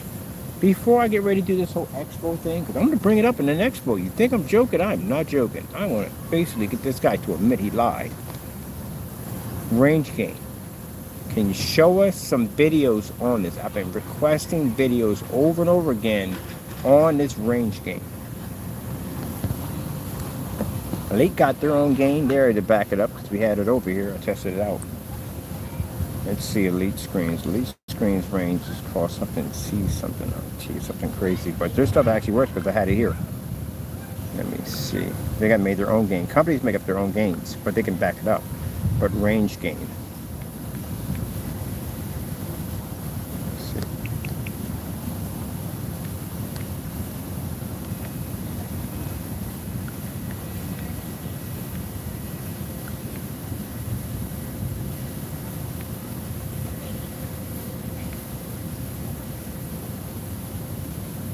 Ceiling light rejection. I think it's ceiling light rejection. That's what it is. Ceiling light rejection. That's what it's called. It's called ceiling light rejection. That's their technology. That's their ambient light technology. Ceiling light rejection. See the prices they're getting at the end of the day? See the prices they're getting? And we tested their technology and beat 5 of these screens. Yeah, definitely gonna get my money. But yes, it's called ceiling light rejection. It's their gain. And you have range gain, which is non-existing, which I can't find it. If I look at range gain, you know what I find? Bodybuilders. Or is it gain range? I think it's gain range. Literally, we'll pop up like, what the freak is this? What is it?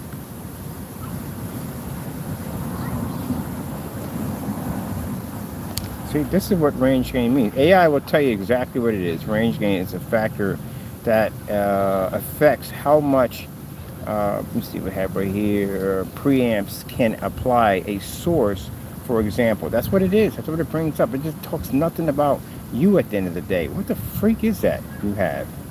See? Some about 40 decibels, 60 decibels. That has nothing to do.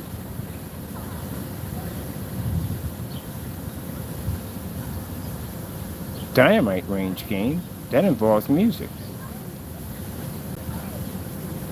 Let's look it up for projector. See if it has this range gain for projector screens. Projector screens.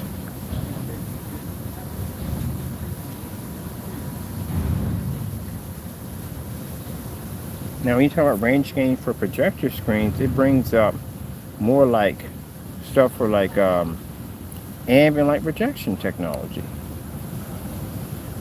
That's pretty much it. Your theory doesn't exist.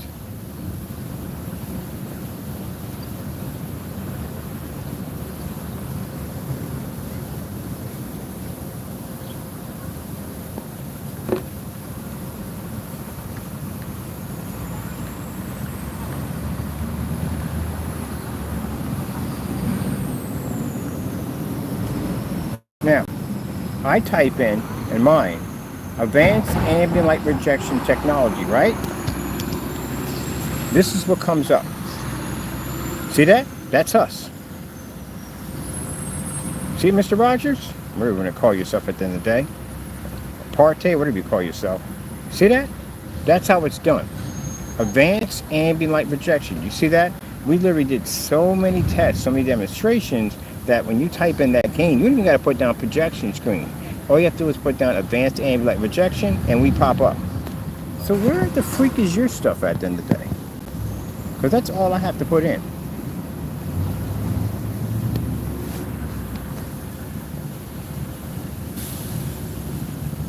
See, test, test, test. That's all us.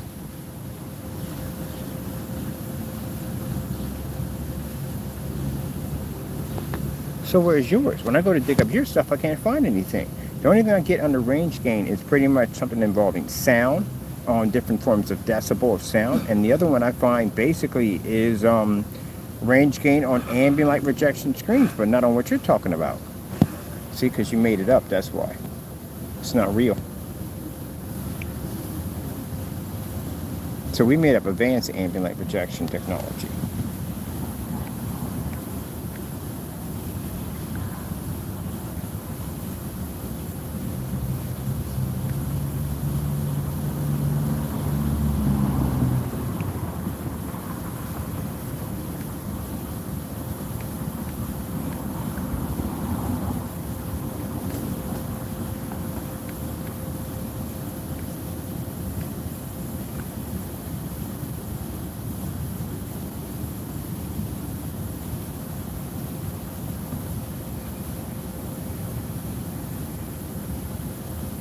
No, your range doesn't exist. Because what happened was you made it up. That's why it doesn't exist. I should be able to track you down easily on my other cell phone and figure out exactly where you're coming up at. And you're not coming up anywhere because your gain doesn't exist.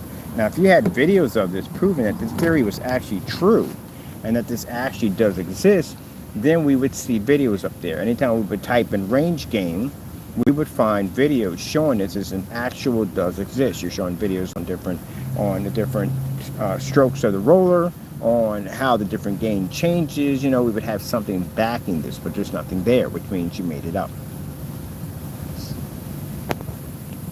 So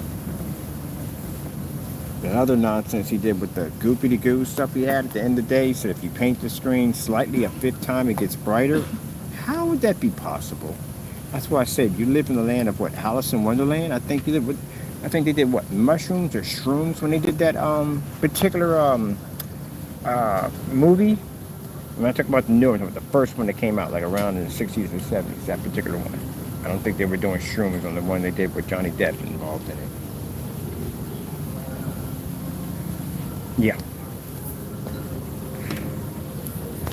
So I'm basically going to go to I'm going to bring it up.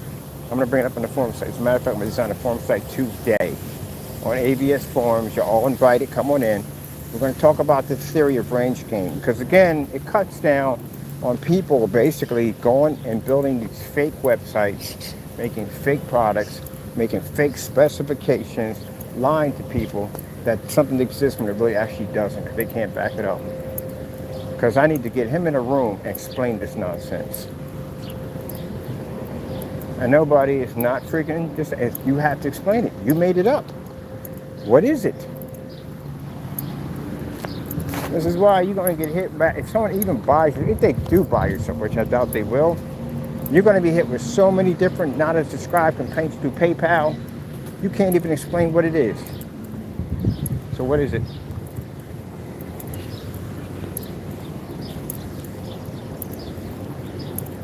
Now, if I open up a site and right now, and we leave the chat open, crybabies come in. Y'all still can't explain it. Well, we met with a bunch of crying, laugh emojis, all that stuff. So we're going to put you on ABS forums. I'm going to put a forum site. I'm going to post your website. What you said in your description, what you said it was, that you're going to remove it. Now, if you remove it, then that's what you need to do, because you lied. Remove it off your website, or I'll post you today. There's your option. That's all you got. I think you can show me some kind of videos, and I'm not talking about one video. I want to see multiple videos on this. I want to see somewhere in the line of maybe 10, 20 videos proving this theory. It means you're going to have to pick up a game gun to do it, to show the different readings that are pushing out on your screen when you paint it in this different direction. If you don't, I'll post you to ABS forums today, and I'll put your website up there. Because one thing I don't like is I can't stand people who lie. So, got until today. Show us the video on this thing. Or get your cheerleader McAfee to come up there and explain it. Because he does all your little videos for you, have him do it. Because I watch his videos and still, nobody's explaining this stuff. Range gain. Yeah, right. It should be bullcrap range gain. Bullcrap range. That's pretty much it. Yep. So they say, hey, Mr. Bird, what's the dumbest thing you ever seen in your entire life? Oh, great goodness, that's going to be a hard one between him and the other one. Yellowish tone, that's one of them. And the other one is basically range gain. I'm definitely going to make one for you too, Jamie. I'm going to make one. I'm going to put your video up there showing. I got a recording of it, so don't. If you delete the video, it doesn't make any difference. We got a recording of it. Put both your pictures up there and say, can you tell me the difference between these two paints? You did that a long time ago. You're on ABS forums. I think you're on ABS forums. Post 2 videos and just show, have people weigh in which ones. Because on your channel, you got your, I checked at the bottom, who was chiming in. There were no customers chiming in. It was all basically your trolls. They were the only ones. And of course your trolls aren't, especially McAfee. McAfee lies on everything. McAfee sat there and watched the screen turn gray.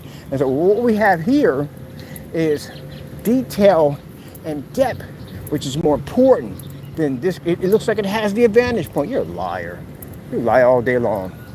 You're the main one down there talking about, oh, I see the difference. I see the difference. You lie. Lie, lie, lie. You guys remind me of politicians. You do. Liars.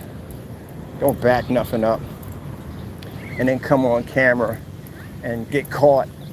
Then come back in and lie about getting caught. Then lie some more after getting caught. You're perfect politicians. But yeah, he'll come in with some other dumb nonsense. No, he'll be at the bottom saying, oh yeah, I see they don't match at all. I had just as good as the screen paint I had back in the day called Silent Night. Liar. Look that up too. Ain't no paint called Silent Night. Who the freak names a screen paint Silent Night? That's the stupidest thing I've ever heard in my life. Gee whiz. Just as good, almost as good. Oh, it's just almost as good as Silent Night? So Silent Night didn't pull a contrast level? That's what you're saying? Okay. Then comes back in, chops the video up, removes the part where the meter's sitting next to the screen because the meter's dark black. The screen's coming up gray. Removes the star field we got busted on. Redid the video and lied again. Gee whiz. Seriously. Know what you should do? If you guys ever go to an expo, get yourself a tiny little car, dress up like clowns and squeeze yourself into it. They come out like, ladies and get yourself an announcer. Ladies and gentlemen, boys and girls, we have the amazing clowns of projection screen fake products. And you guys come like, juggling and blowing fire out and and just telling lies, jokes. There'll be jokes. Everybody be laughing like, my screen paint has range gain. The crowd starts laughing in the background. Oh my God, it's the funniest thing I've ever heard in my entire life. These clowns are so funny. You gotta definitely get tickets again. The show is absolutely amazing. They lied in everything. So you guys remind me of your clowns. Range gain. I've heard everything in the book. I've literally heard everything. But that one, never heard before. Simple question. How does range gain work? And then there was a video there. It was removed. So where do you go now? Okie dokie. And pretty much your stuff is water. I made it already. I made it on camera. It's water. It's water and paint. That's all it is. There's no special powder or pigments in it. Now, the first one was water and paint. We know that. The second one is using a pigment powder. And basically, it's dropped into water. That's why it's having the separation issue. That's why it's a constant keep stirring it up. That's the problem. The other one he made had Vaseline in it, body gel. And that one became a problem. Are we looping this thing? Oh, we are. Didn't even know we're looping it. Just walk all the way up here. We're gonna loop this. All right, give me some time to kill. Get a little exercise in. Bum, bum, bum. You know, after doing that whole two, I still can't believe it. I got to get an actual reading on that. But we were in there for 2 hours. I got 24 on the bench. I know that. I was on the bench for like 24 minutes. But I know we got the 2 hours in there. And if that's true, 10,000. We do an hour easy going back and forth. That's between 55 and 65. I take the 55. So in a week's time, that would be, if I do it every day, that's 38,500 steps. But I do want to do that 2 hour again. But I want to be, I got my buddy said if I get it on a clock, proving I did it, he said he's going to sponsor the channel I want to build, which is going to help people get out and work it out. Which I see more people now walking at Good Shepherd. I see a lot of people walking. I see people walking this loop. They come out at lunchtime and they walk around.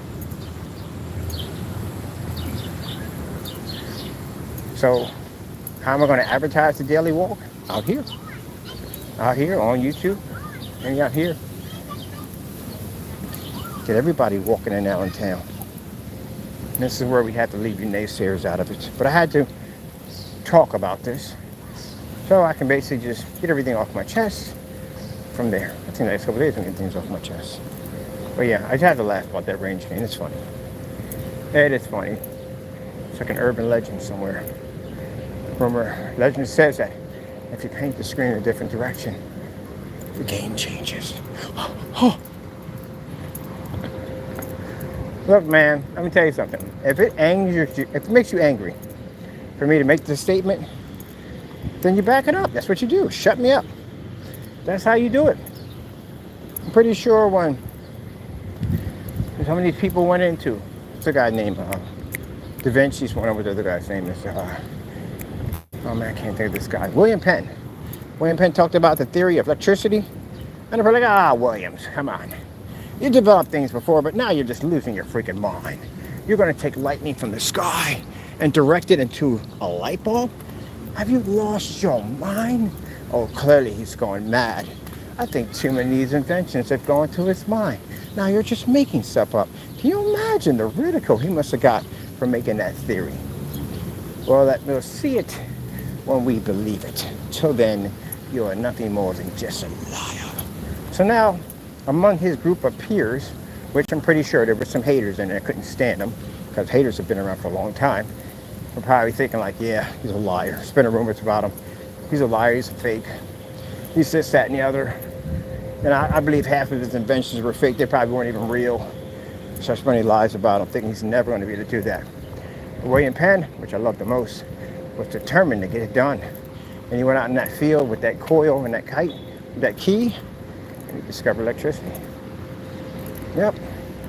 So, with that being said, he went back and showed his documents and his tests to those men, and they all sat there and go, oh my goodness, wow, impressive. Most of them were a bunch of bootlickers from the door, you know what I'm talking about, just trying to be on this side because, you know, this is a man that made a great discovery. And the haters, well, they sat back there biting their bottom lip. Yeah, 'cause they got exposed as being what they are, nothing but haters. Haters have been around since the beginning of time. Person probably, well, we can't say cavemen developed, cavemen didn't exist. They're such things as cavemen.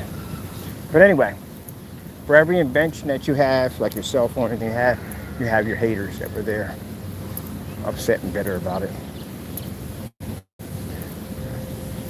Well, I'm telling you, if the world was ran off nothing but haters, we never have anything. Nope. But I'll tell you one thing, you come in and you hate on my new show, I'm gonna put a challenge on you. I'm gonna put you on blast. I'm definitely gonna put a challenge on you. I wanna see my 10,000 steps with no water. I'm gonna put you right on blast, right there from the door. Yep. Put you way out in the open. Everybody can see it. And you're gonna take your body, but they call something, I had to catch them, so I had to catch myself on that one. Yeah, but you're gonna take yourself out there, you're gonna do that 10,000, you're gonna match my steps. And let's see how far you get. So if you want to come on my channel and you want to hate, you're going to pop over there and put your YouTube channels on blast. I'm going to give you a challenge. Yep. So these people right here, these are the haters on our channel. They figure they can do better. Match it. Live. You have to do it live, you know that, right? Yep.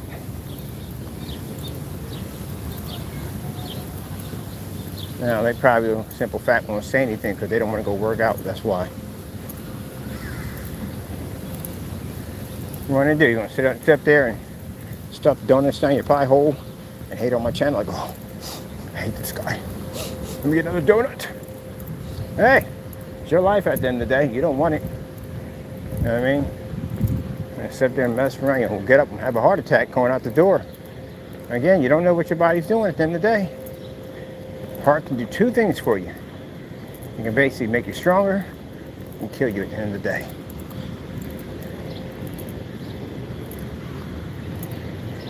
You might decide one day to go, you know what? I'm tired of this joker. He don't freaking eat right.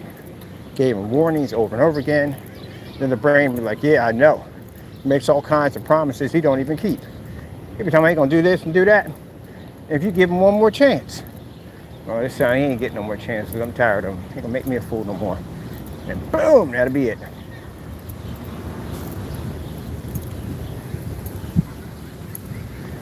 Yep. Oops, excuse me. Now, for those people saying, oh, you're wishing a heart attack? I don't got a wish on it. It's definitely gonna happen. Look at the size of them. You're definitely gonna be around long. Definitely. You didn't have diabetes already. And I know you got health issues. You know what? He's gonna make it to a 10K or 5K. Not even what I'm doing right now. So, yeah, he keep going down that route. He's gonna do it all. His body gonna do it all himself. That's all. And he get mad on camera about this. He's probably bitter about it. Like, well, buddy, look, let me put it this way. If you're gonna be bitter about it, and you're gonna be mad about it, okay? That's not gonna fix your problem. What'll fix your problem is try eating that food you eat every day and go over and get yourself a watch, some good sneakers, and go walk it outside. That's what you do. You mad at me at the end of the day? Then get back at me. Go take a walk. That's what you do. Or you can just sit there on camera and just complain about how you're being fat shamed. No, you're not being fat shamed. If I want to fat shame you, man, I got some things I can call you at the end of the day that have me laughing and everybody on YouTube laughing right now. And I don't do that. You want to basically end up on my 600-pound life where they got to come in and cut your freaking wall out to get you out of there? That's you. See, that's why I understand you crybabies at the end of the day. Not you guys, that crybaby. You send me a picture of me being overweight. You gotta cry about it? I go on YouTube and cry about it? No. What did I do? I fixed it, right? Okay then. And what the frick you crying about? Oh, I swear I can't stand people make excuses. Unbelievable. And I did it with a lung disease at that. You don't get on kind of, oh, he's fat shaming me. He's a bad person. Oh, whatever, Bambi. That's the way you want to act, then go ahead. You can go dig your grave with your teeth. Nobody got no sympathy for you at the end of the day. Stop playing a little Karen card at the end of the day. Anybody feel sorry for you. That's the problem. When anybody feels sorry for you. You want it, you go get it. If you don't, and guess what? It's going to kill you in the process either way. But I was going to basically make fun of you. I make fun of you the same way you make fun of me. And which I find kind of interesting. Now, how are you going to send me a picture like that? And you're fat. Really?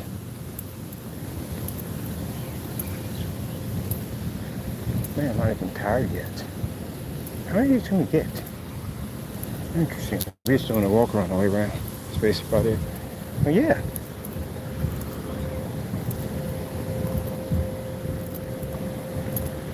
I'll tell you one thing. I would love to take you with my military family. We do that cross-country walk.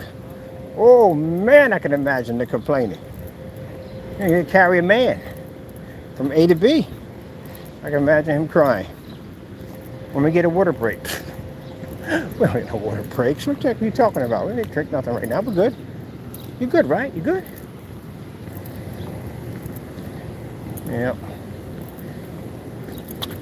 But if you're going to get there, and you're going to, people who make fun of other people, if you can't do what they do, then shut your mouth. I see somebody doing gymnastics. You get a nice couple flips in. I can't do that at the end of the day. There's no one else. I'll snap my neck trying to do that. I'll sit there and comment, yeah, nice job, fantastic job. Some bonehead will come like, oh, yeah, you messed up. Can you do it? How about you get on camera and show that you can do it? Back it up.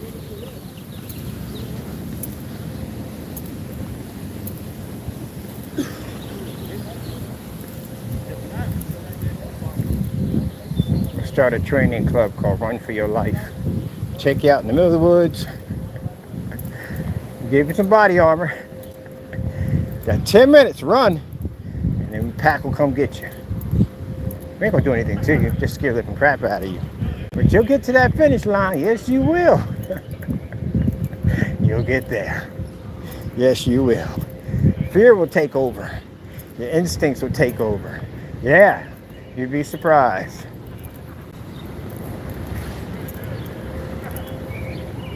That's what's going to take over. Oh shoot, they catch up to me. What are they going to do to me? Nothing, but just the fear of it all.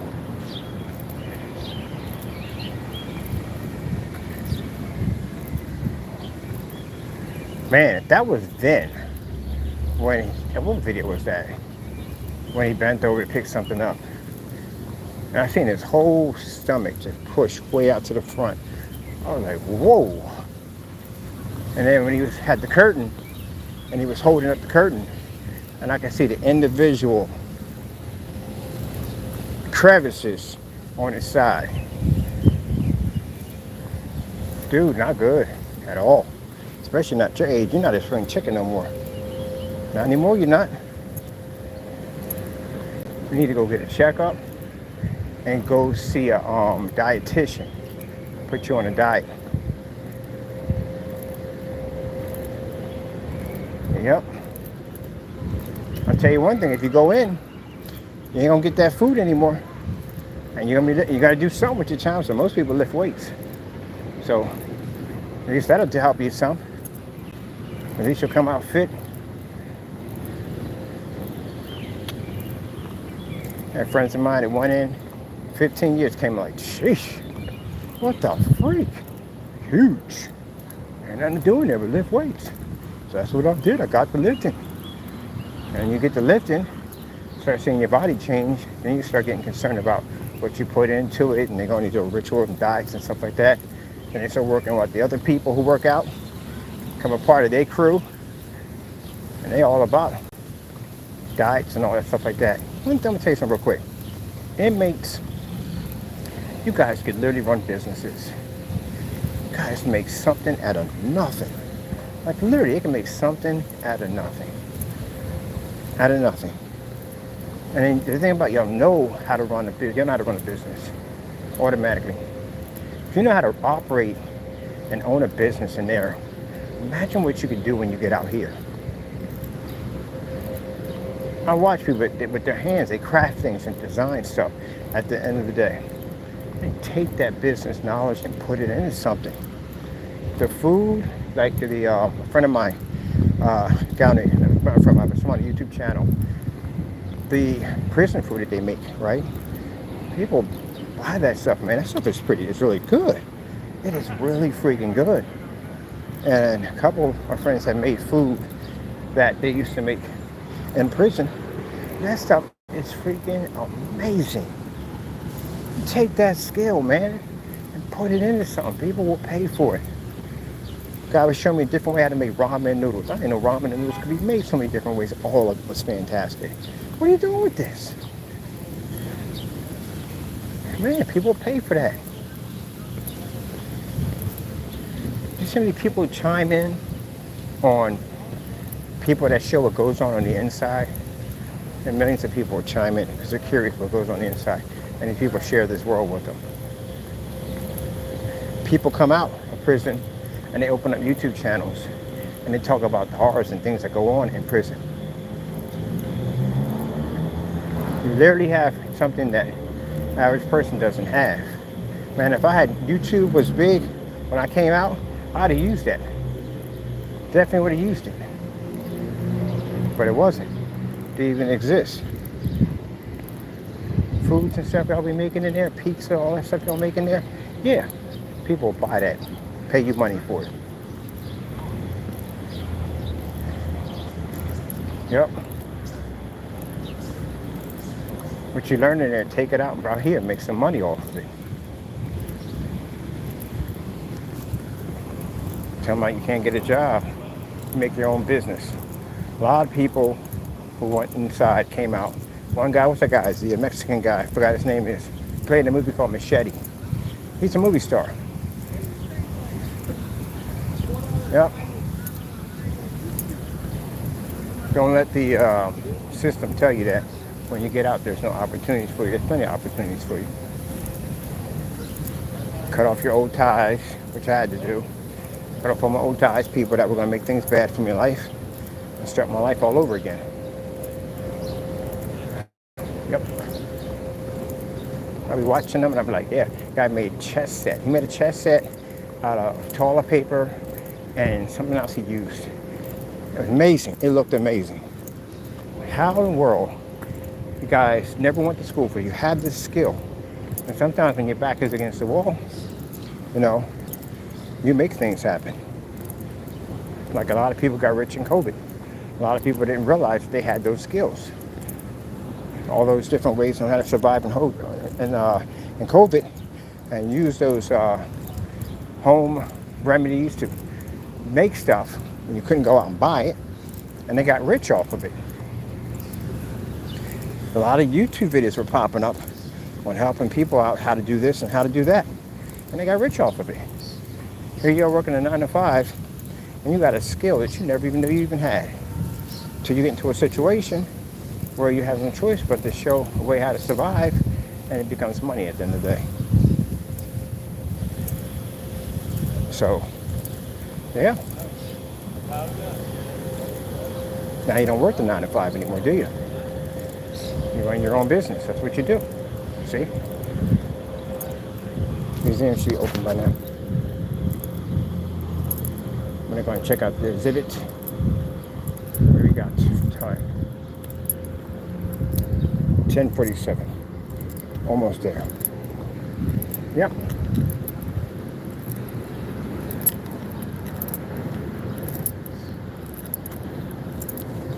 Now the reason why I'm hard on him is because he's a jerk.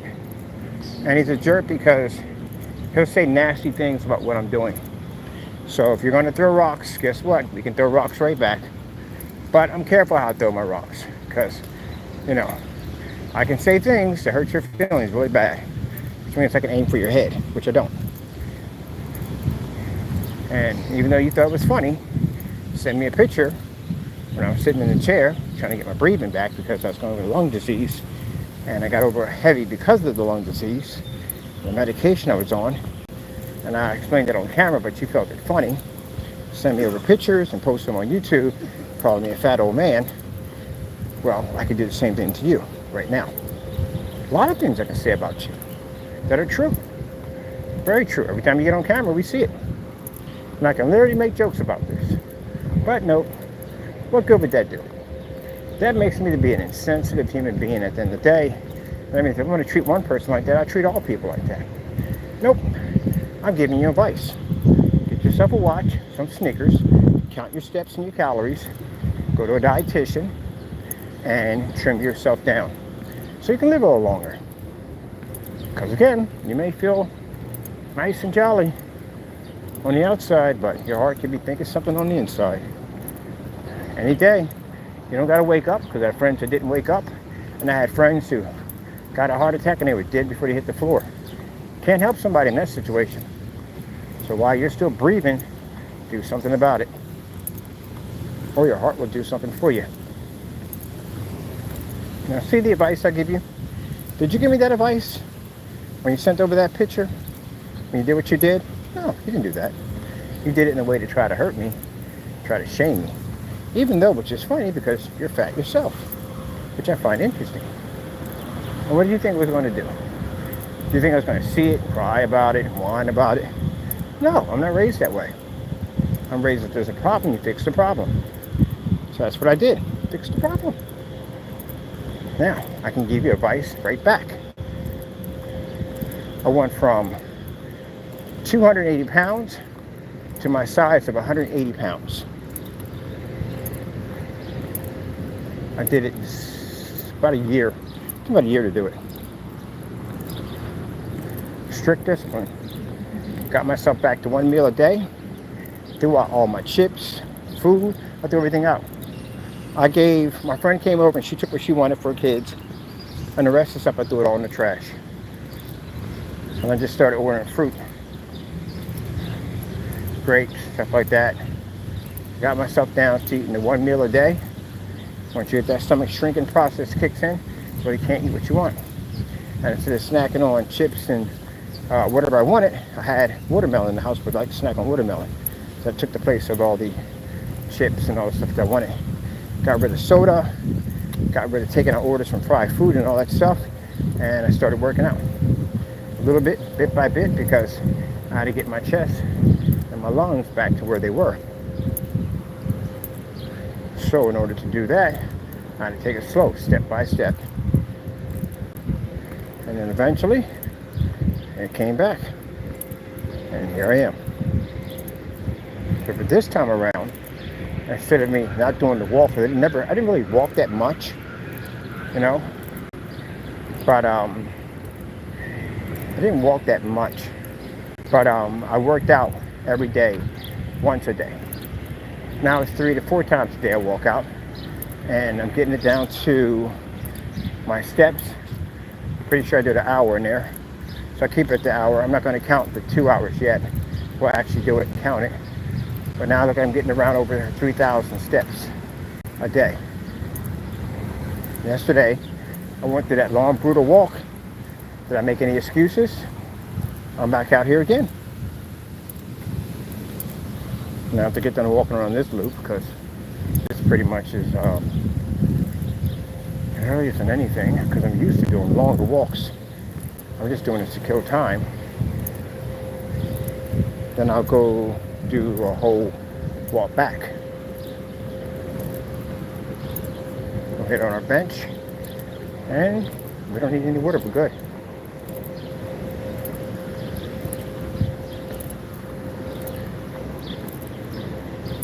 Can't wait to do this in the snow.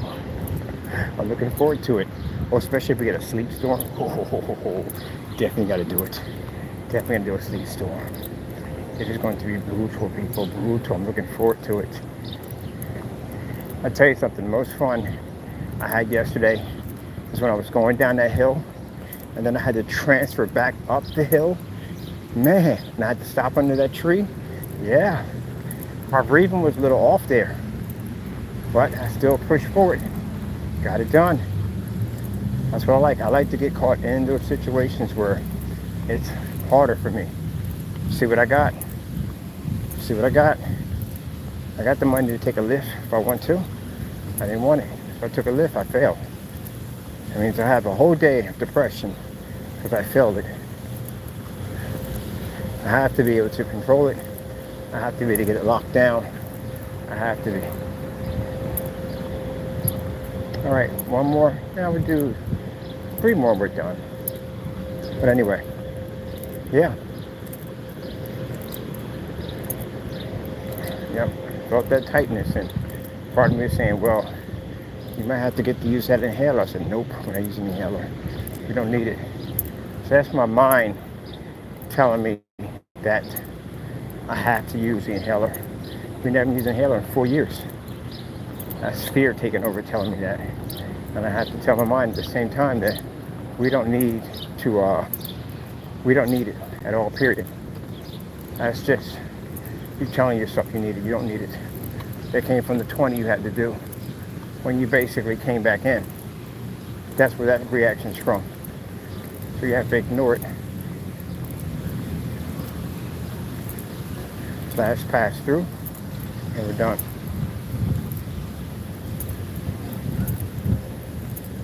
So I like to be in situations where you have to have no choice to figure out how to get it to work.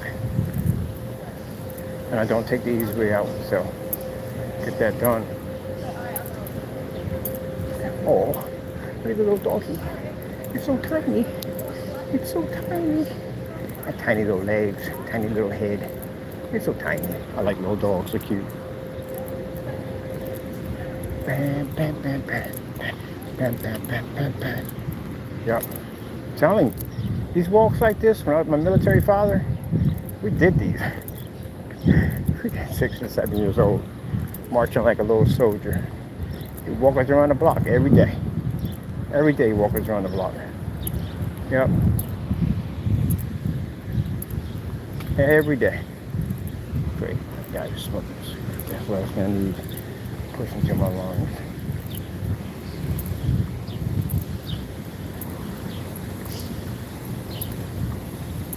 And by the time we get up here, we'll shut our system down, cool off, get up museum, and we're done. See? It's easy. That's why I advise people to just get out, just take a little walk. I remember one summer vacation, man, not one summer vacation, not for me, but for, hey Chief, not for me, but summertime. It was super hot. I mean, crazy, crazy hot. The minute you walked out the door, it was like that. Yeah, that heat. You literally felt your skin melting off you. It was that heat, man. And my buddies came pick me up and said, yo, we're gonna go over to go pick up something from the store. I said, dude, freaking where we was going, there was no trees. It was a Sahara desert all the way through. But the good thing about it is because in North Philadelphia, they have the fire hydrants open. So they're allowed to have the hydrants open. Man, you walk through one of these suckers, here's my phone. Just take that. I'm walking through. You know, of course you don't walk in front of it because they had the caps on it to keep from getting blasted across the street. Sit there for a while, get drenched, sneakers get drenched, socks get, I'm soaking wet coming out of there. No sooner than we hit the next 2 blocks, I'm drying out already. So that's literally how, you know, you learn how to dodge the heat by walking in and out of stores. I learned that from my buddy Howard. He just walk into random stores and just act like he was shopping. He was cooling off with the air conditioning. He had a finesse about himself. It was awesome. That's how many was finesse, but he was an interesting guy to talk to. And he was striking the most interesting conversation. We were in there for hours, cooling off. He had this conversation talking to somebody. Yeah. But yeah, we cool off, dodge in these places, get cool, and then come out and then walk through the whatchamacallit, sprinkler systems. They're all over downtown. Up here, no, we don't have them. Not even in the neighborhoods, they don't have them. But it really doesn't get hot down here. It doesn't. We're 85 degrees right now. It's not even hot. Let me see something a minute. Let's check our temperature. See what we got. 85 degrees. I had a weird animal kingdom day going on. I had a bird I had to talk to and get it across to keep from going out in the street.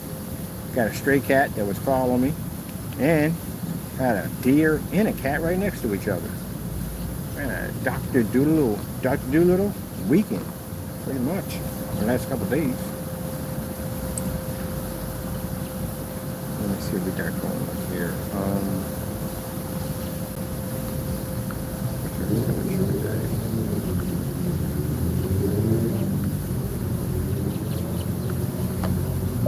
Temperature in Allentown. 82 It's degrees. 82 degrees in Allentown right now. Yeah, it's not really hot. When you walk out the door and you're like, oh shoot, I'm melting. You start to sound like the witch on the Wizard of Oz, but you're melting. Yeah.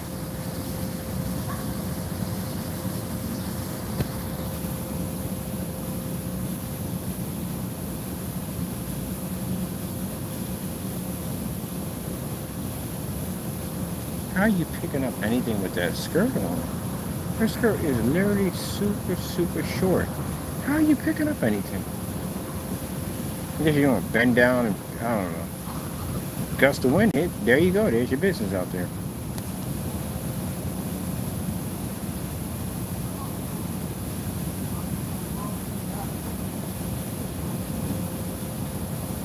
What we got for time? 10:59. Oh shoot, I tried to check the Facebook. The Facebook's been still popping. It's popping!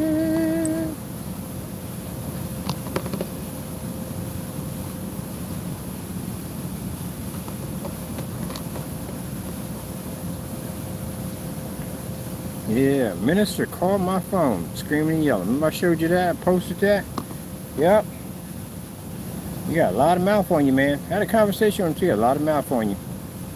Yes, you do. You got a lot of mouth on you. You're going to see me face to face. I'm going to send that mouth you got at the end of the day. I guarantee you don't talk it when I see you face to face. Told you can come on down and see me if you want. I'll fight you right over here, right out in the open. Got a problem, give me a chance to jump up on you and kick you in your head. An 8th-degree black belt, buddy. There ain't no joke sitting up there on my freaking Facebook page. It's the real deal. You gonna get nasty with me at the end of the day? Man. Talking all this trash on the phone. They talk big when they're on the phone. Yeah, but you got to come down anyway. You got charges coming up on you. Yep. Courthouse is right over. No, courthouse is right. Where's it at? I think it's. Where's it at? Courthouse is right there. Yep. We can meet right here. Right over here. Man, you're man to man. And you can have a little discussion with me on you talking running your mouth too much. We can have a nice little discussion right there. Or you can take your lift back to the airport and shut up. That's what you can do. But I guarantee you can open your mouth. I seen you, I sized you up, please. I don't even have to use what I'm trained to use on you. I won't even box you. I'm gonna smack you around like Blank Man.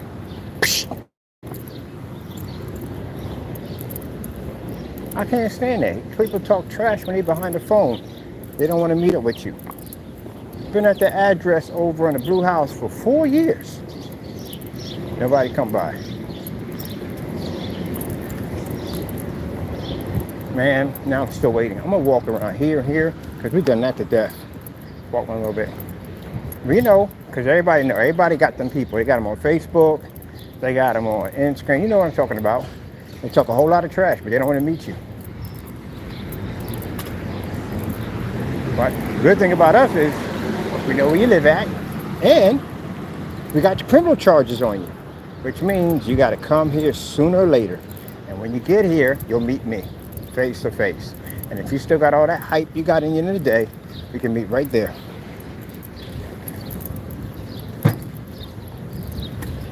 Oh, that's messed up. She get a ticket while she get back into her car.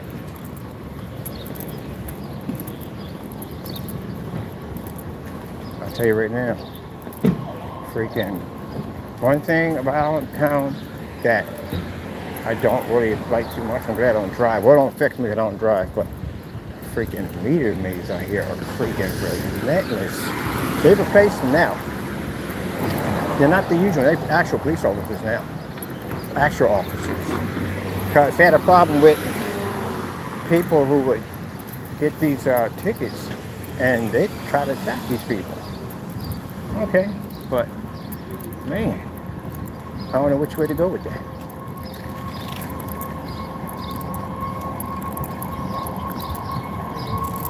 You can't get invited to all the parties, so you're thinking you may. Because people will ask, like, wait, you said what? Maybe you can do me a favor. Or it could be like, man, I got my car towed because of you. You go either way. But it's not a job. I want to tell people what I do.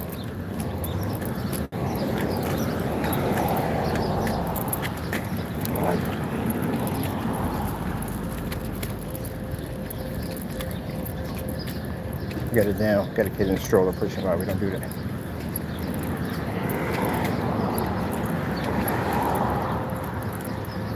So the museum should be open up soon. We should be able to check out the exhibit. I'm curious what is going on with it because there are a lot of people going in and out. So it must be really, really good.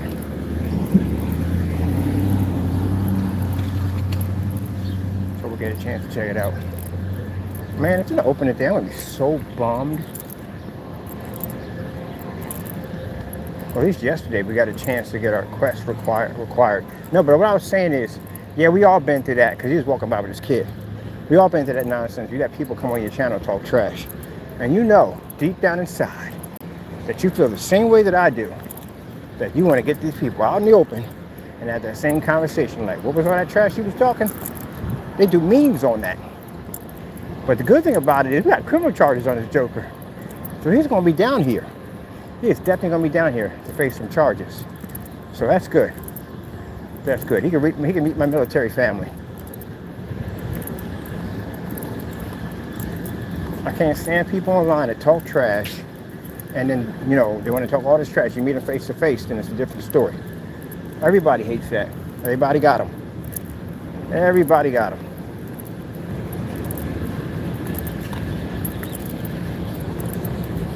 Now, I sign papers. We can go to a ring. Got no problem with that. I'm trained. I'm good. Got no problem with it. But if we're doing it, we're doing full contact and no rules, which means I can strike the head if I want. Because usually they do below the head. That's what they'll do. You can't strike the head. You got to below the head. No, we're doing full contact. We can strike to the head. I mean, once you sign that little waiver, when you do sparring, and you sign a little piece of paper, yeah, you pretty much sign your life away on that one. Getting there with an opponent that could be more advanced than you, good chance you can get jacked up. He's a nice person. But anyway, we'll do the walk around from here, come back around, because, oh, look at that little pocket of city street. Look at that over there. Look how gorgeous that looks, yeah! I told you, up in the hills, they got little pocket areas up there.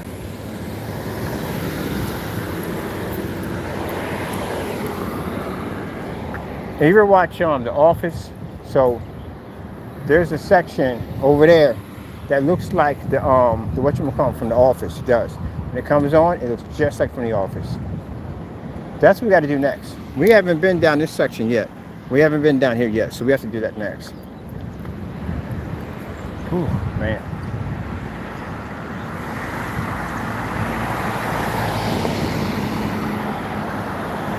It should be open by now. Look at it. I'm gonna go walk up and take a little air right here because this is a courthouse. And I think I love it how they got everything all joined together.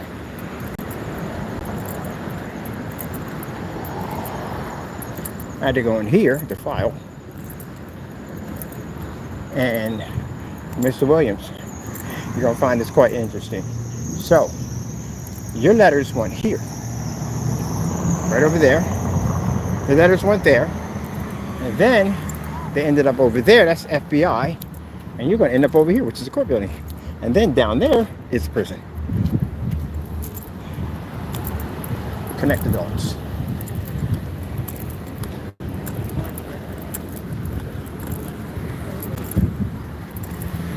Hopefully, before we get to that point, you meet me out in the park. I'm going to have a little conversation with you. We'll discuss why you're running your mouth so much. And I want to fix it for you.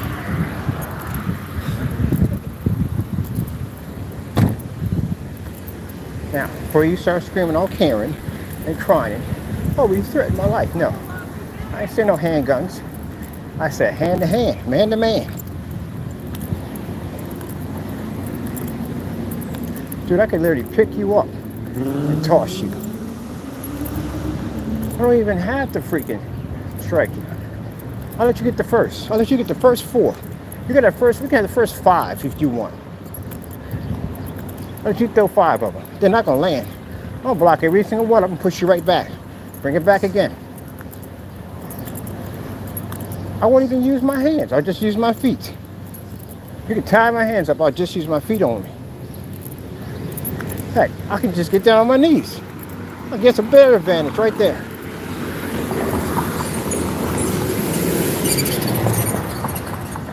Are we open? Are we open? Alright, calm down. I'm getting excited about that too. Are we open? It's 11 o'clock, right? Don't we open at 11 o'clock? Because I want to see this.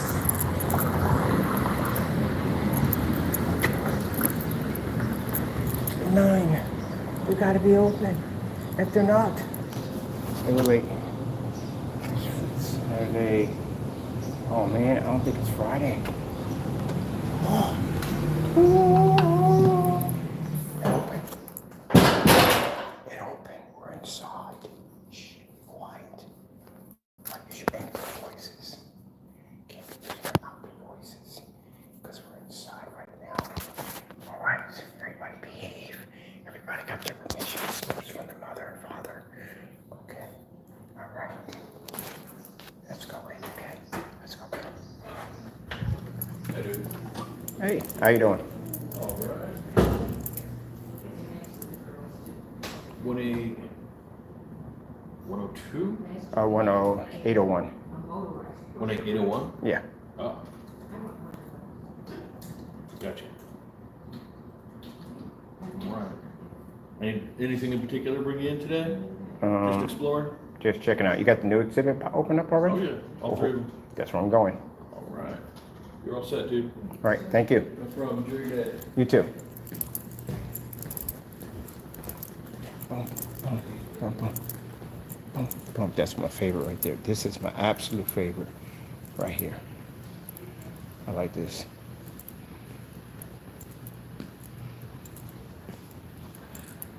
Is that cool or what?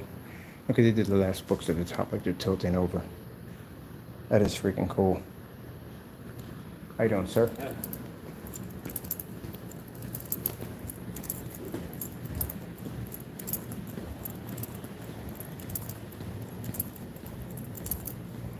How you doing, sir? Gary.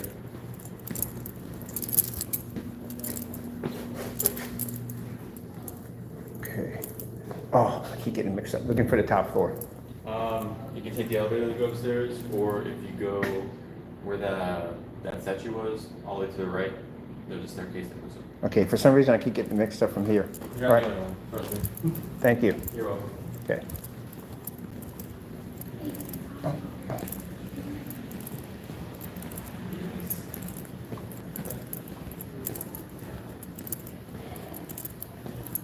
So we excited. Everybody watching this, how cool this is. This place, I love the art so much. Love it. We got a couple of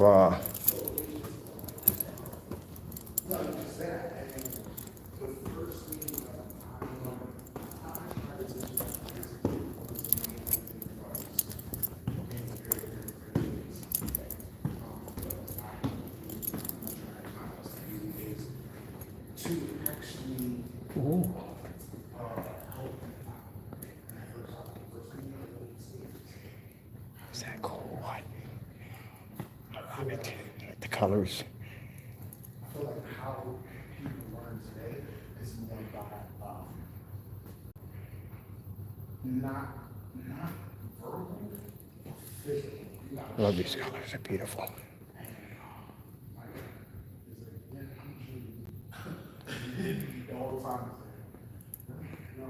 Woody painted the wall too to match with it.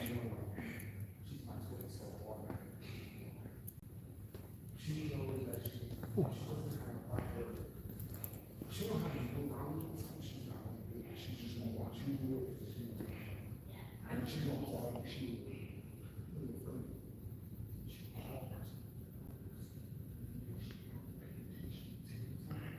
Interesting.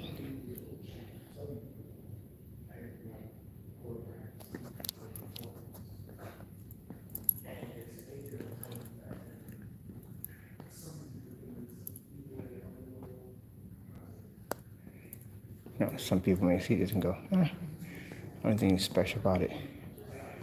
But I see beauty. It's interesting. I like how they painted the walls green to set it off. Oopsie. She's showing boobies. I know it's art, but still she's showing boobies. And there's a bull watching her. Interesting.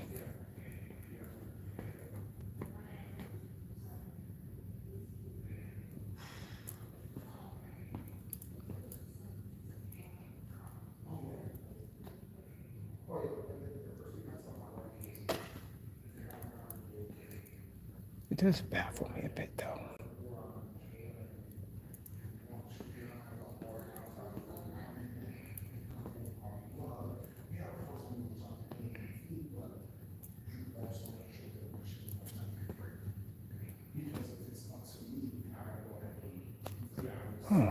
It's a bit baffling.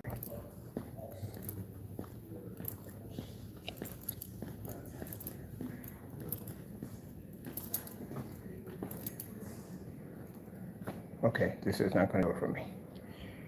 I can't get into that. Nope, this is not for me.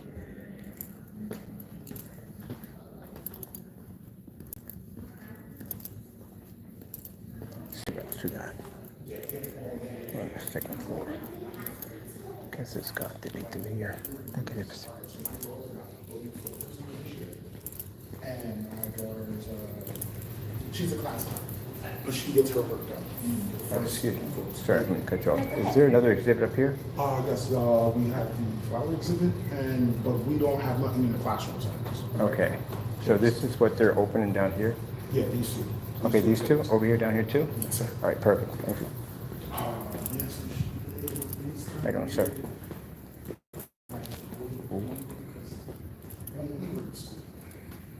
This is what I like. To see, like, especially balance, like,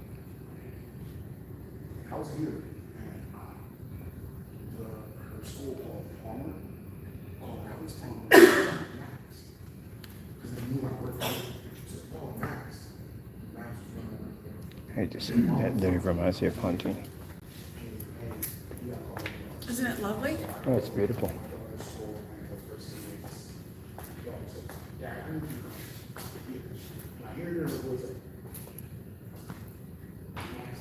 Ooh. Look at these people. See? Get to have a nice walk with me, and you get to see something beautiful. Wait till we go to the opera. I'm pretty sure I can get you live streamed into the opera. Those of you who appreciate. Oh. Man. This reminds me of okay. I'm not going to mention the movie, but it's a pretty jacked up movie, but it kind of reminds me of where see the rabbit.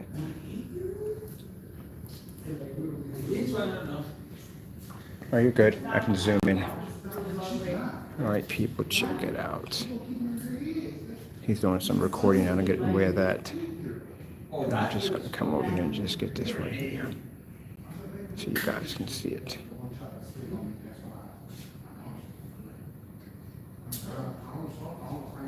Oh, look at that right there.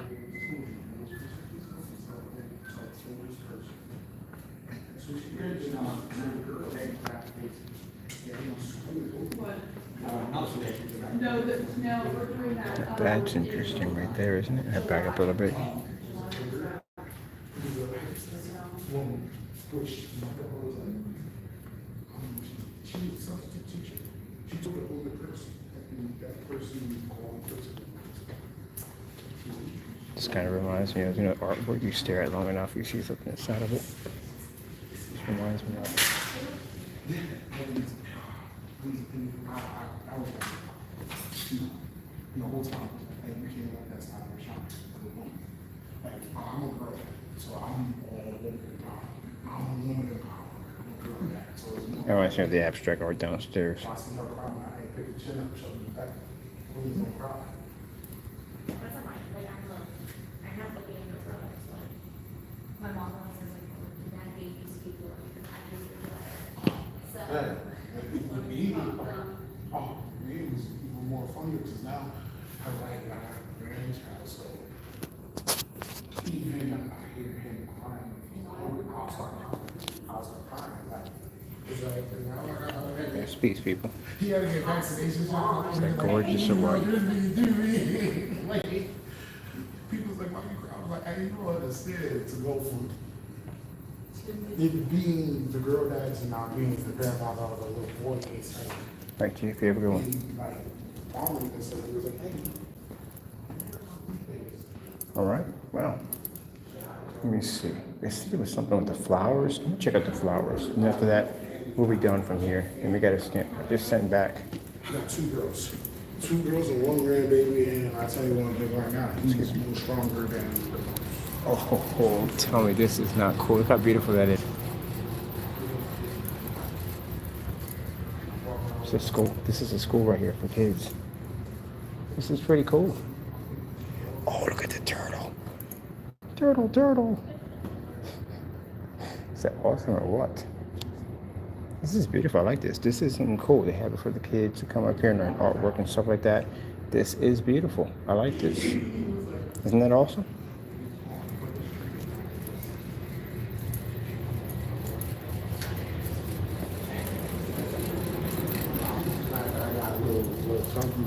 Okay, y'all have a good one. You too. Bye-bye. So we have to do something where we're gonna have some fun with this whole daily walk thing. We're gonna do some art in the park, stuff like that. That'll be awesome. We'll put you guys on a stand, put a little beret on you, and we'll paint some art together. That was pretty cool. I liked it. I did like it.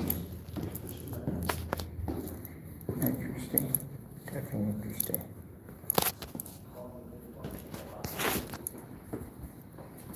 So that was pretty nice. Oh, excuse me, ma'am.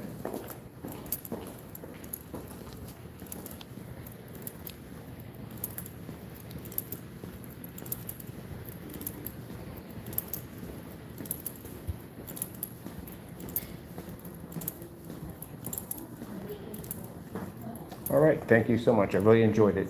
No problem, man. You have yourself a good one.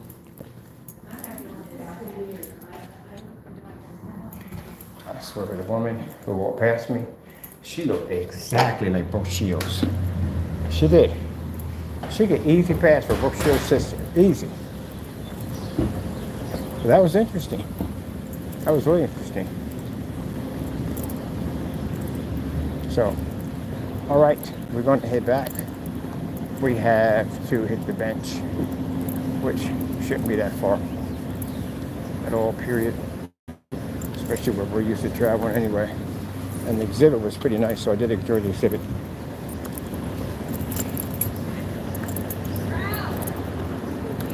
So that was pretty nice. I liked it. I was expecting a bigger exhibit, maybe, but that still works. What do we got for a battery? Ooh, yeah, battery's about to go, people. All right, hope you enjoyed. Hope you had a great time. That's pretty much it for today. Thank you for coming. God bless.